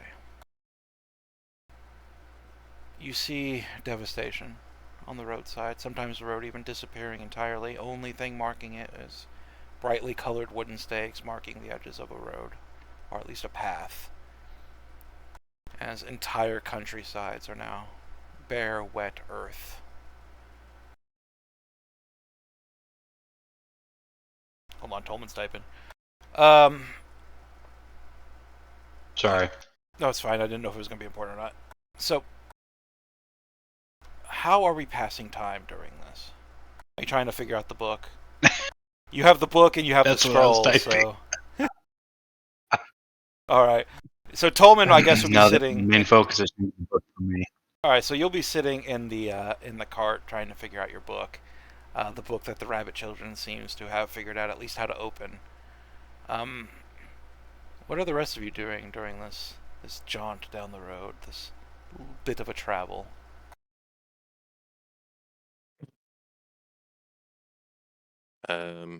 Well, for mechanics' sake,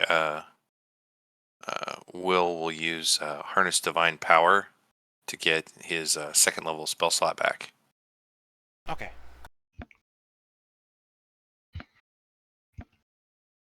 I guess just sort of chit-chatting with the others. Maybe chatting up Raz to, I don't know, learn more about them, seeing as they're the Sure. newest semi-stranger. Yes, that's his brother willing to talk. He now has a couple of pots and pans and stuff dangling from his sack. It's nice to see. Oh yeah, you appear to be a bit of a cook, huh? I grew up cooking. Oh, it'll be nice to have some proper food. I'm tired of eating rations all the time.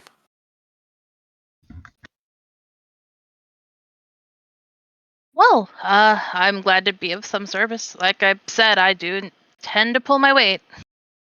Oh, right. I won't guarantee a gourmet meal all the time, but Oh, even part of the time will be better than we've been having so far. How did you come to be so far out? like I said, I came to see the giant crab. Oh, right. I think for the rest of us, we've seen more of that beast than we'd ever want to.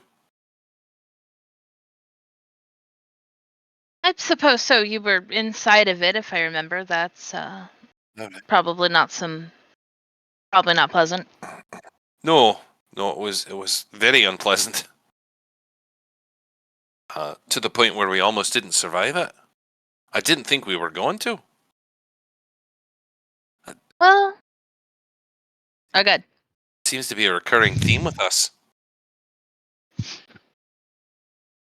Well, hopefully that luck will rub off on me. You guys seem sturdy, if anything. Don't know. We've been harder to kill so far, so we've got that going for us. Hard to kill is good. You want to stay hard to kill, I promise you that. They. Silverstring. I don't ask this often, but it's kind of a boring ride.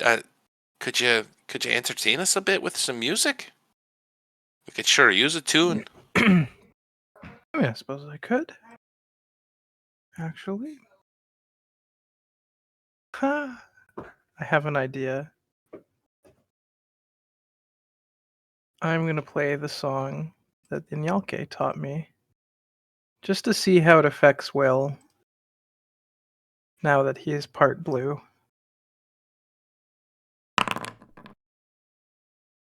Ah! Oops. I pressed the button instead of actually open it up. Critical fail. It's my actual guitar skills. Your I finger... take it sitting on the cart's a bit bumpy for playing instruments, huh? Hmm. You usually do it while walking, that is true. I assure you, he's a far better musician than that. Oh, I heard him play earlier. I don't doubt his skills at all.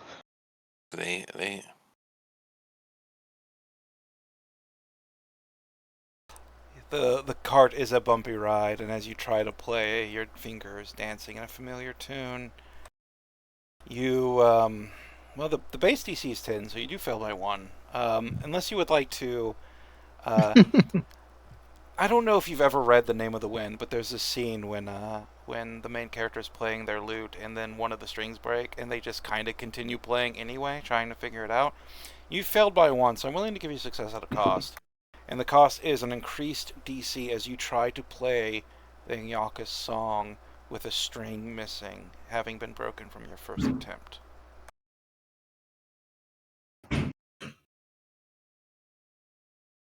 Okay. I think I can try that. I can replace the string at some point. But, for now, yeah. Oh. Forge onwards. All right. 5. It's a 5-stringed lute now instead of a 6 or lute lyre instead of a 6-string lute lyre. It's missing an important chord. It's going to make it so much more difficult to play. It's gone bass. Yes. All the high notes are cracked. All right, give me a check. All right. Oh, fantastic! Wow. Now you know my luck. Sometimes it's either 12 That's or. awful.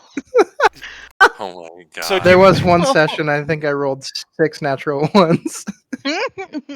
You can swear, listening There to we the go. song, that as you string the Cly lyre, that beautiful instruments of the bards, demon gifted as it was, you could almost hear your own voice earlier. Go fuck yourself, as it just another string snaps, as you are seemingly cursed, at least for the moment, unable to play your lyre.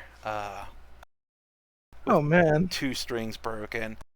Mechanically, until you get those fixed, we're just going to take the advantage away. It's just going to be normal lyre checks from the instrument of the bards. But you're able to, you'll be able to fix those once you get something that resembles Yeah, gotcha. civilization. That makes sense. Yep, that makes sense. Well, damn, that's fucking A.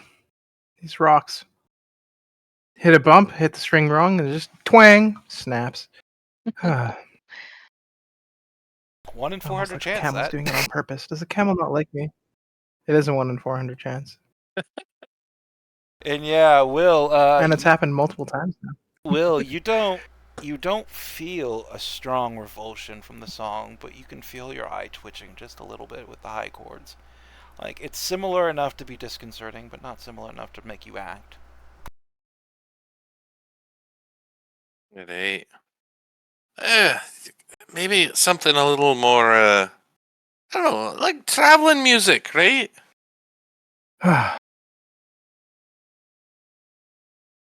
Well, what would you like to drink? Drink? Yeah. Oh no, a bit of wine might make things go a little nicer. Excellent. And you have that jug. I do have the alchemy jug. Let's pour us some wine after that horrible music. I apologize, everybody. I mean, I no need to be sorry.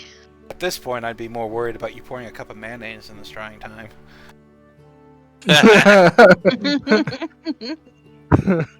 2 gallons of vinegar. 1, 2, 3, 4, 5, 6, 7, 8, 9, 10. Mayonnaise is what? All right, let's roll a 1d10. If I roll a 5, it's mayonnaise. Oh Anything my god, else? you're gonna roll random? Anything else, it's going to be wine. But let's see if I Okay. get mayonnaise. Hey, I actually rolled wine. Well, Oh, nice. let's see. We got one, but at the cost of beautiful music, and that is a shame. Anything Well, other than jalapeno liquor. I don't know. I'd try it at least once. Oh, yeah, I believe you'd be sorry. Mama Oh, Maddie's... it can't be any worse than that experiment I tried earlier. Mama Maddie's cheesy jalapeno liquor. I was about to say, Mama Maddie's jalapeno cheddar alcohol is a masterpiece, you monster. Oh, the you pirates ever seem to like it. Drank I queso. wonder whatever happened to the pirates. Same thing that happened to the 20 snails you hired Well, to help you, and also the Tressum you abandoned in the something. Astral Sea as well. Remember Kalain? Yes. Yeah. Kalain's He never going to tasked get us his to duchy back. eliminate his. Do you suppose they I- got sucked through the portal? Probably not. They're probably stuck there forever, but maybe they did. And if It they is I'm did, going to have to be careful traveling with you a lot. that's a long fall. That it is.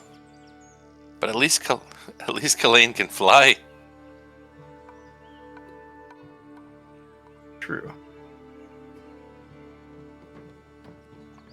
Hours into your journey, once the wine has settled in and the failure that passes for music has long since faded into happy memories, you take a winding bit of road around a moderately tall hill that brings you pretty close to the forest. And it is here you would see a group of persons, ranging from tall, skinny humans to short, round mouse folk, all standing around in a circle in the middle of the road, chatting amongst themselves, laughing and pointing, a couple drinking from a tankard. You hear a shout from your right as you see a lookout positioned in such a way that you couldn't really see them until you turned around that hill. Calls out, "We got people coming! Wagon! Camel!" Perhaps shocked that this person actually knows what a camel is. But they do. And once they shout out, that circle of people all turn their attention towards you. Hands going to sidearms, bows being strung. They don't look nice. They look rough. But they also look desperate. Mm-hmm. Desperate as in they're skinny, malnourished, they're holding on, but they're finding happiness at the bottom of a cup, at least for the moment. But now their attention's turned to you, and there's a sort of desperate interest, a hunger. Are these the bandits that were talked about? They don't look sturdy. Maybe we can talk them down. Well, you seem to have honeyed words. I deter to you. As we ride up. Oh there, folks. What has you all gathered around on the road drinking? Some kind of celebration? Aye, we're celebrating alright. We're celebrating the best thing that's happened to us all day. You and your companions. What brings you south towards Brindlewood? Oh. How nice. How gracious of you. I'll take a deep bow. I'm glad that I can lighten up your day. We're coming to Brindlewood to search for evidence of an old friend. We haven't managed to find contact of him since the tsunami, since the crab fall. Ah, crabfall. Nasty bit of business, that. Threw everything out of whack. Made desperate men and women and others of some of us. Desperate and hungry. I don't suppose you have something in there you'd be willing to share for new friends. New friends, yes, absolutely. We are not the most well provisioned carriage, unfortunately, but I hear tell Saz is a good cook. He bows. Ah, a cook! So maybe you can join us. We can pool our resources together and have a meal together. It's not a bad idea. Not a bad idea, right, lads? All the bandits kind of nod their head. One of the One of the mouse folks just kind of slaps the person. And Lessie. Alright, well, what do you got to pull? We got a little bit of... we got a little bit of Sekish wine that we can add. And a little bit of wild berries, picked just from over yonder in that forest there. And eggs. We've even got a few eggs. More wine. I'm sorry, I didn't hear you say. If you give me some of the eggs and that cup of that wine, I could actually make a nice stew if somebody could get me some meat. Meat! Ah! You hear that? That's possible. Meat. We're not rich enough for meat. But we might have a pigeon or Then I two. guess I'm pulling meat out of my rations. No, I think I'd rather much use dried meat over that. Are you What's sure the this... hunting like in these parts? Hunting? Well, mostly crab hunting, if you know what I mean. Seems like all the wildlife is flocking to it, and well, it makes for easy pickings if you know how to wield a bow. It's where we get all manners of seagulls and pigeons, everything that can fly and flutter. Be careful though, some of those things, well, they look small, but they're really big up close, if you know what I mean. Yeah. In the distance, We did see a dragon eating straight from the crab fall. You saw it too. Big fucker, that. In the distance, you can still see the crab over the hill, and at this point, one of the top knuckles of one of the massive legs has actually been devoured enough that it slowly begins to fall into the distant ocean, creating quite a splash and several mini tsunamis. Not enough to do any real damage, but enough for all the birds that were pecking at it to just flock into the air, filling it with just what looks like almost like a miasma of flies, but you know that they're all birds and larger creatures, but just from the distance it looks like tiny little insects. Look at all that meat up there. Shame that you can't eat the crab. We tried, tastes like garbage. Does it? It's all... How did you even get there to get the crab? We have boats! Back at the village. Oh, okay. I mean, they're just rowboats, but they got us there. A little extra effort. Unfortunately, not well paid if all you got was dirty meat. Well, you had to try. What do we have that we can offer? I'm taking it the fish haven't come back since Crabfall.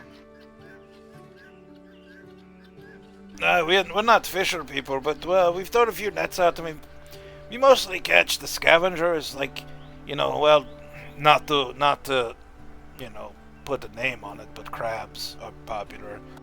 We also catch a few other crustaceans, a few scallops, they seem to... But as for fish, well, not a ton. They seem to be avoiding the area.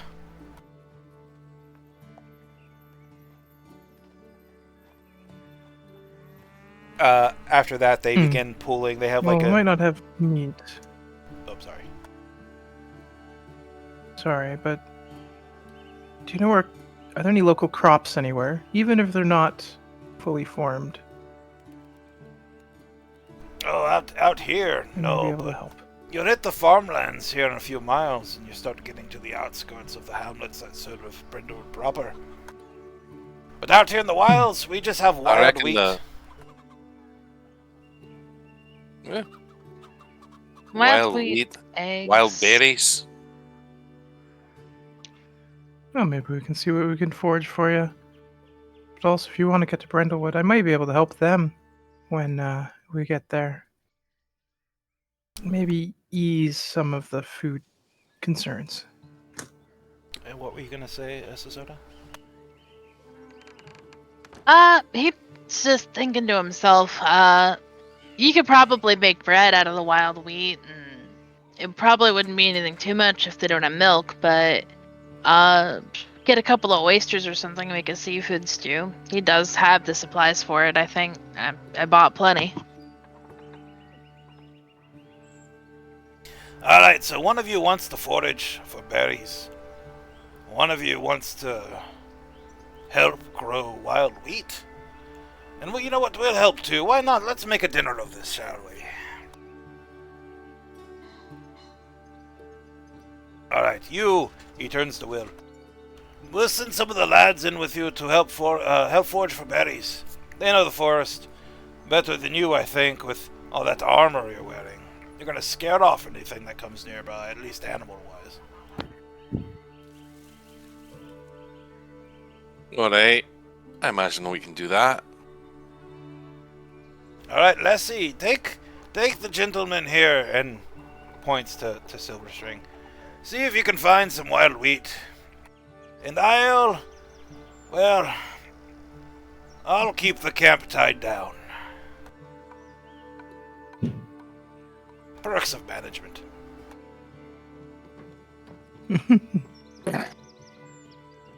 Getting out of the cart, Silverstring will look at the camel, and he'll say, "Alright, keep an eye on the wagon for us."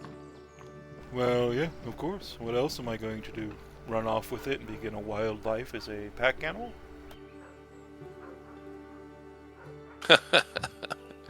No, that's always actually a good funny idea. one you are. This is where my adventure begins. I'll see you soon.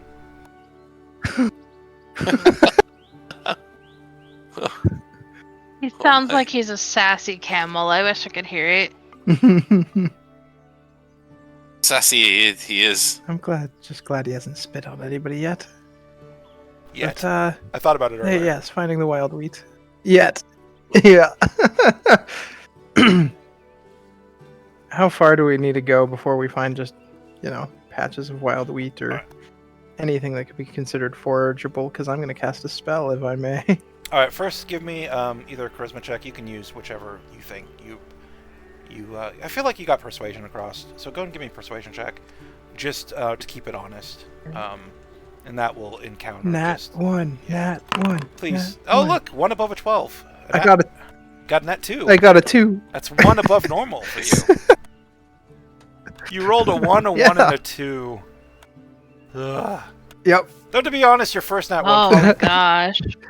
I think mechanically your first nat 1... May I just spend my inspiration dice right now? Yeah, go for it. You know what? You deserve it. Oh, you want to burn your inspiration? Might as well. Can I burn my inspiration? Yeah. Nat 1. Nat 20. Oh, there we go. Okay. Nice. The duality of man. You are Yeah. deserved. You deserve this. 1, 1, 2, 20. It all works out, right? It's a natural progression. Yeah. It makes one wild graph. Yeah, I was thinking the exact same thing. All right. Now, for those of us foraging, Will, go ahead and just give me a survival check. Silverstring the same, as you are off in other areas. And then once you're collected, we will do a cooking utensils check for Soda. I Sweet. was gonna say, can I cast a spell to make this a lot easier? Yes. Or it should work. Should be proficient in this. Hold up. Plant growth. All right. You find like a small So everything patch. in 100 feet. You find like a small patch of wild wheat, and you're like, perfect. And then after a little bit of magic and some bullshit, these things just begin growing wildly, spreading everywhere, and you have this massive patch of monstrous wild wheat before you. Lessie, the little mouse woman, ruffian-looking person, just looks up at you, eyes wide, her mousy gray hair just kind of standing up in excitement. Oh, this is great! This is great! And immediately just begins picking wheat. Meanwhile, Will, somewhere in the forest, has found nothing but empty berry bushes, a particularly nasty bit of stinging nettle that you thought was edible. Spoiler alert, it was not. It was only after you grabbed it and then the plant tried to throttle you and you had to fend it off with your weapons and magic that you were able to escape that particular bit of murder. And yeah, after quite a while, you come back empty-handed, not having found anything of use.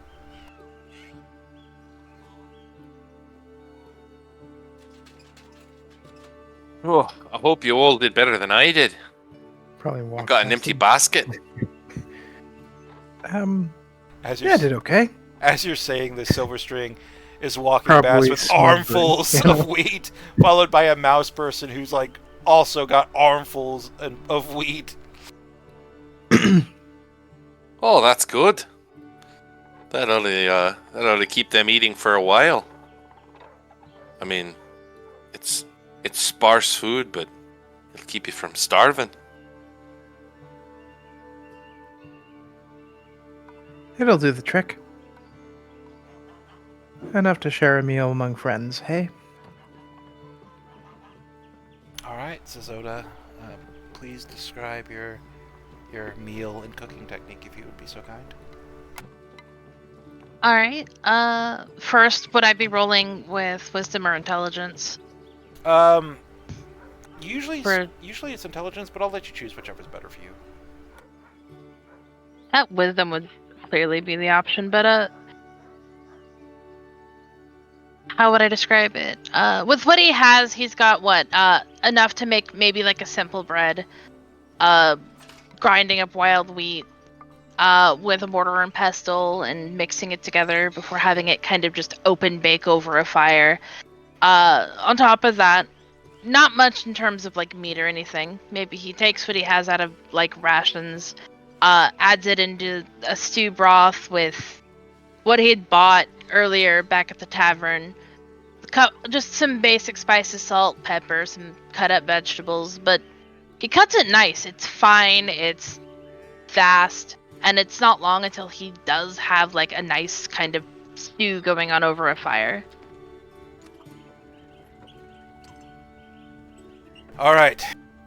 So after some mise en place and some cooking, a wonderful stew is now bubbling over an open fire. Everybody is surrounded, drinking bits of cheap ale and cheaper wine, as stories of adventurers and heartache are told. A little bit of boasting by the bandits, and yourselves if you wish to partake. Is there anything else you would like to do tonight? It's going to be just It's just going to be a nice, healthy night of eating and camaraderie. And I say night with air quotes because the sun does never set. Yeah. No. Should I go ahead and roll? Yeah, go for it. Nice. 20. The stars come together between Silverstring's charisma finally serving its purpose and your amazing ability with cooking utensils. These ruffians, who may have been hostile at first, have fallen under the sway of the charms of the pot, as it were. Soon, a little drunken revelry happens, and the boasting gets a little more, boisterous. There's a little bit more bravado. People are telling stories that are obviously false. Times of war, times of things that they caught, like fish that they had caught. Everything that you could boast for has been boasted for. And one by one, the ruffians drift off to sleep, fat and happy for just one day at least, thanks to you and your companions. You also are starting to get sleepy, but you can continue on if you choose, but it is starting to become that time of day. It's a good thing you've done here. These people were desperate. You've given them a tiny bit of hope. We were tertiary cause of some of this. I'll speak that low, just amongst the group. The least we can do is try to help. It's not everyone who would do that, but good on you. Good on you both.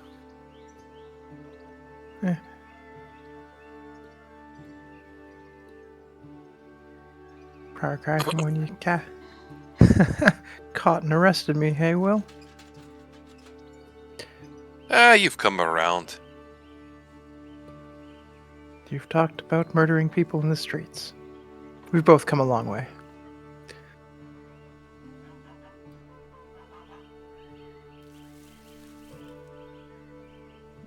Tolman, are you still trying for that book? You had your nose in it for like 12 hours now. I just can't quite seem to figure it out. If you want a story, it'll tell you a story, but I can't seem to get much more beyond that. So, I'm wondering if it's a book of every story?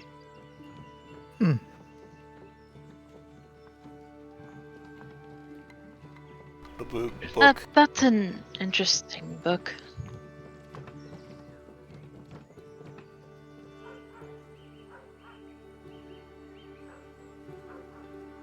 I would say the book looms before you, but the book sits on your lap, heavy, thick, and unopening.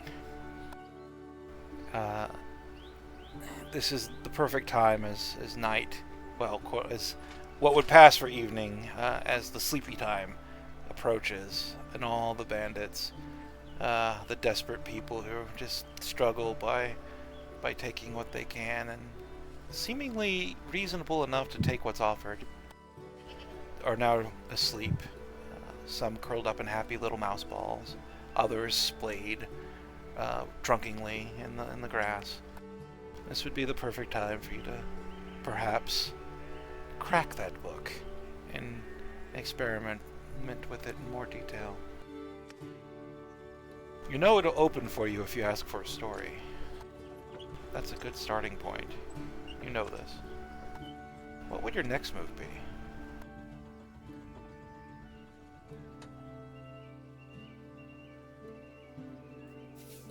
So it's opened twice. Once when I've asked for a story, and once when I've asked for its story. What else do you get from books? Knowledge? Maybe? I mean, depends on the type of book, but yes.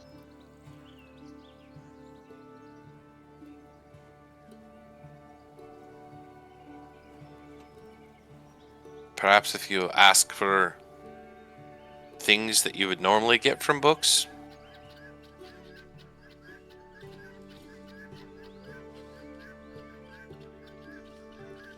Don't know. Tolman, you've lived your whole life as a librarian, and the grandest library in all of the Yataran city-states. You know what books can contain. They can contain power, secret knowledge, anything. When all these possibilities flow through your mind, what is the one thing that Tolman would land on? What does Tolman want most out of any book?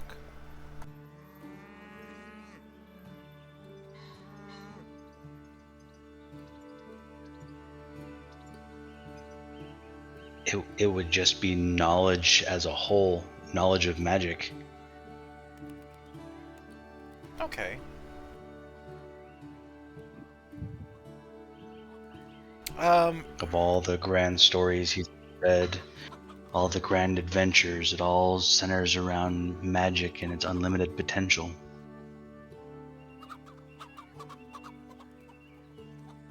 Alright.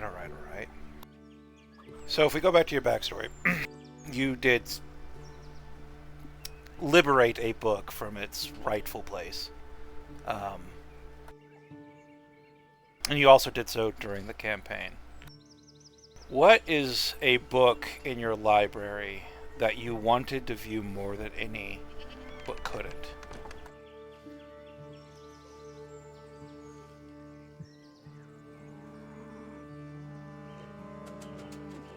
Oh, I know, it's such a question. It really is. Especially for an on-the-spot question. Surprise!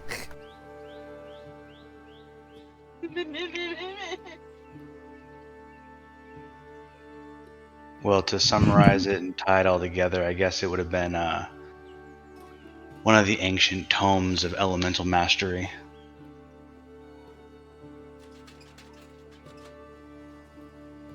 All right. So you think of this book, these ancient tomes of elemental mastery, the power that they contain, the possibilities that they maintain. And the book cracks just a little bit. You're able to open it if you so choose.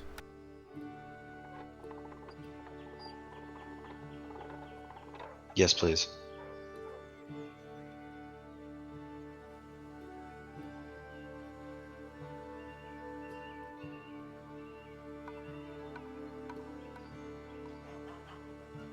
One second.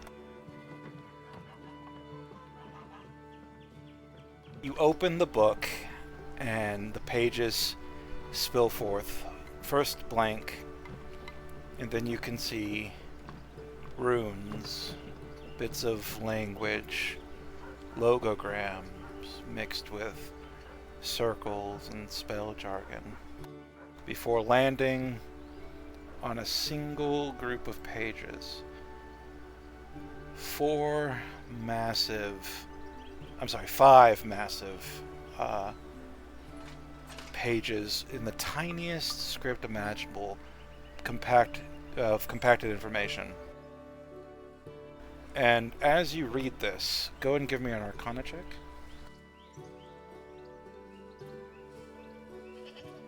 Since it's the end of the night, can I use my inspiration? Now would be a great time for it. Okay. One more time, was that shift or... If you roll, like I said, if you mouse over the number you roll, you'll see like a double up down arrow or double up arrow. If you click the double up, it'll give advantage, and double down will give disadvantage. Just in case you can't remember. Alright, so 18. Unfortunate. It was 5 pages, right? There's 5 incredibly compact pages, at least script-wise. You begin to read, and you can unravel the magic that lay within. You know inherently you don't have a ton of time. The stories you read earlier would fade after a few hours, until the book was blank once again. But you're sure that a spell formula rests on these 5 pages, from those very same books you wished to peruse during your younger years as a librarian. And by younger years, I mean like 5 months ago. You did a lot of growing this last like 6 months. But you have a time limit. Do you try to copy these pages while you still can? Absolutely. Alright, do you have ink? I do have ink. Excellent. I'm not gonna make you roll for it. This is just part of the item's effects. But you are able to transcribe this spell formula into your own spell book, if you're able.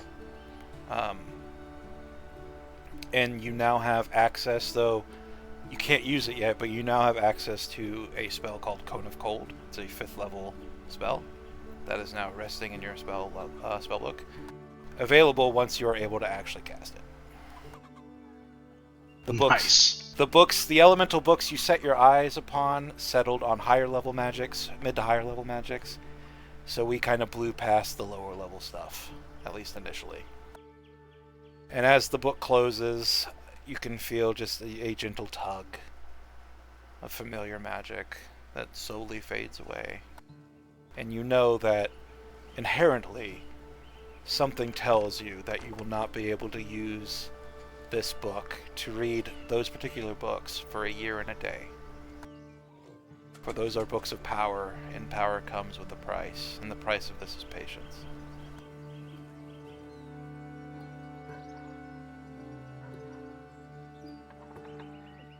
Alright, please make note that you have access to Cone of Cold even though you can't cast it yet.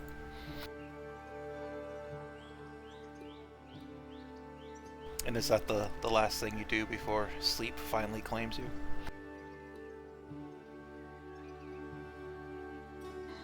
I feel like that would have taken a while, so probably. Yeah, everybody would notice that Tolmond is up, feverishly scribbling from one book, the contents of one book into another, before the book finally closes. But that tug of magic persists, Tolmond. Why? It's a familiar. Wake me up when you get tired. It's a familiar string of magic that you're able to comprehend, you're able to grasp, but you're not entirely sure what it means. It's the same string of magic you felt severed by the Inyaka song when Albert was ripped from you. It is the string of a wizard to a familiar, from you to this book. Should you choose?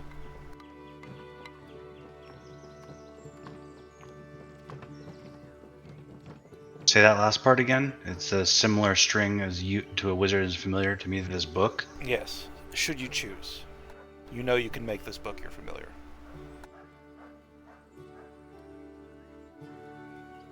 Cool. The book is your familiar? Yo.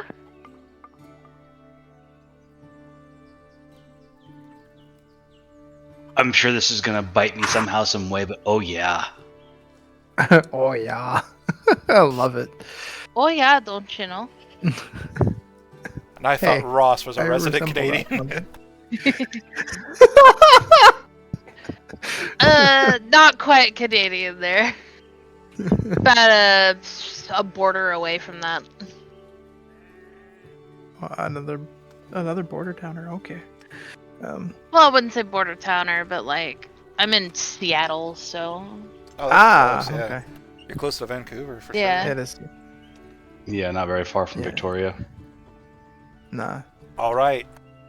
You don't need to cast a ritual, but please expend a first level spell slot as you reach out and grab that familiar line of magic and That's awesome. claim it for your own.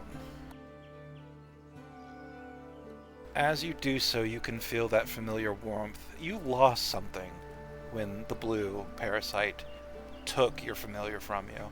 You remember the pain as you dismissed Albert, only for the magic to be ripped from you as it reformed. The loss of the Nyaka song, the grief of losing something so close to you, that doesn't go away.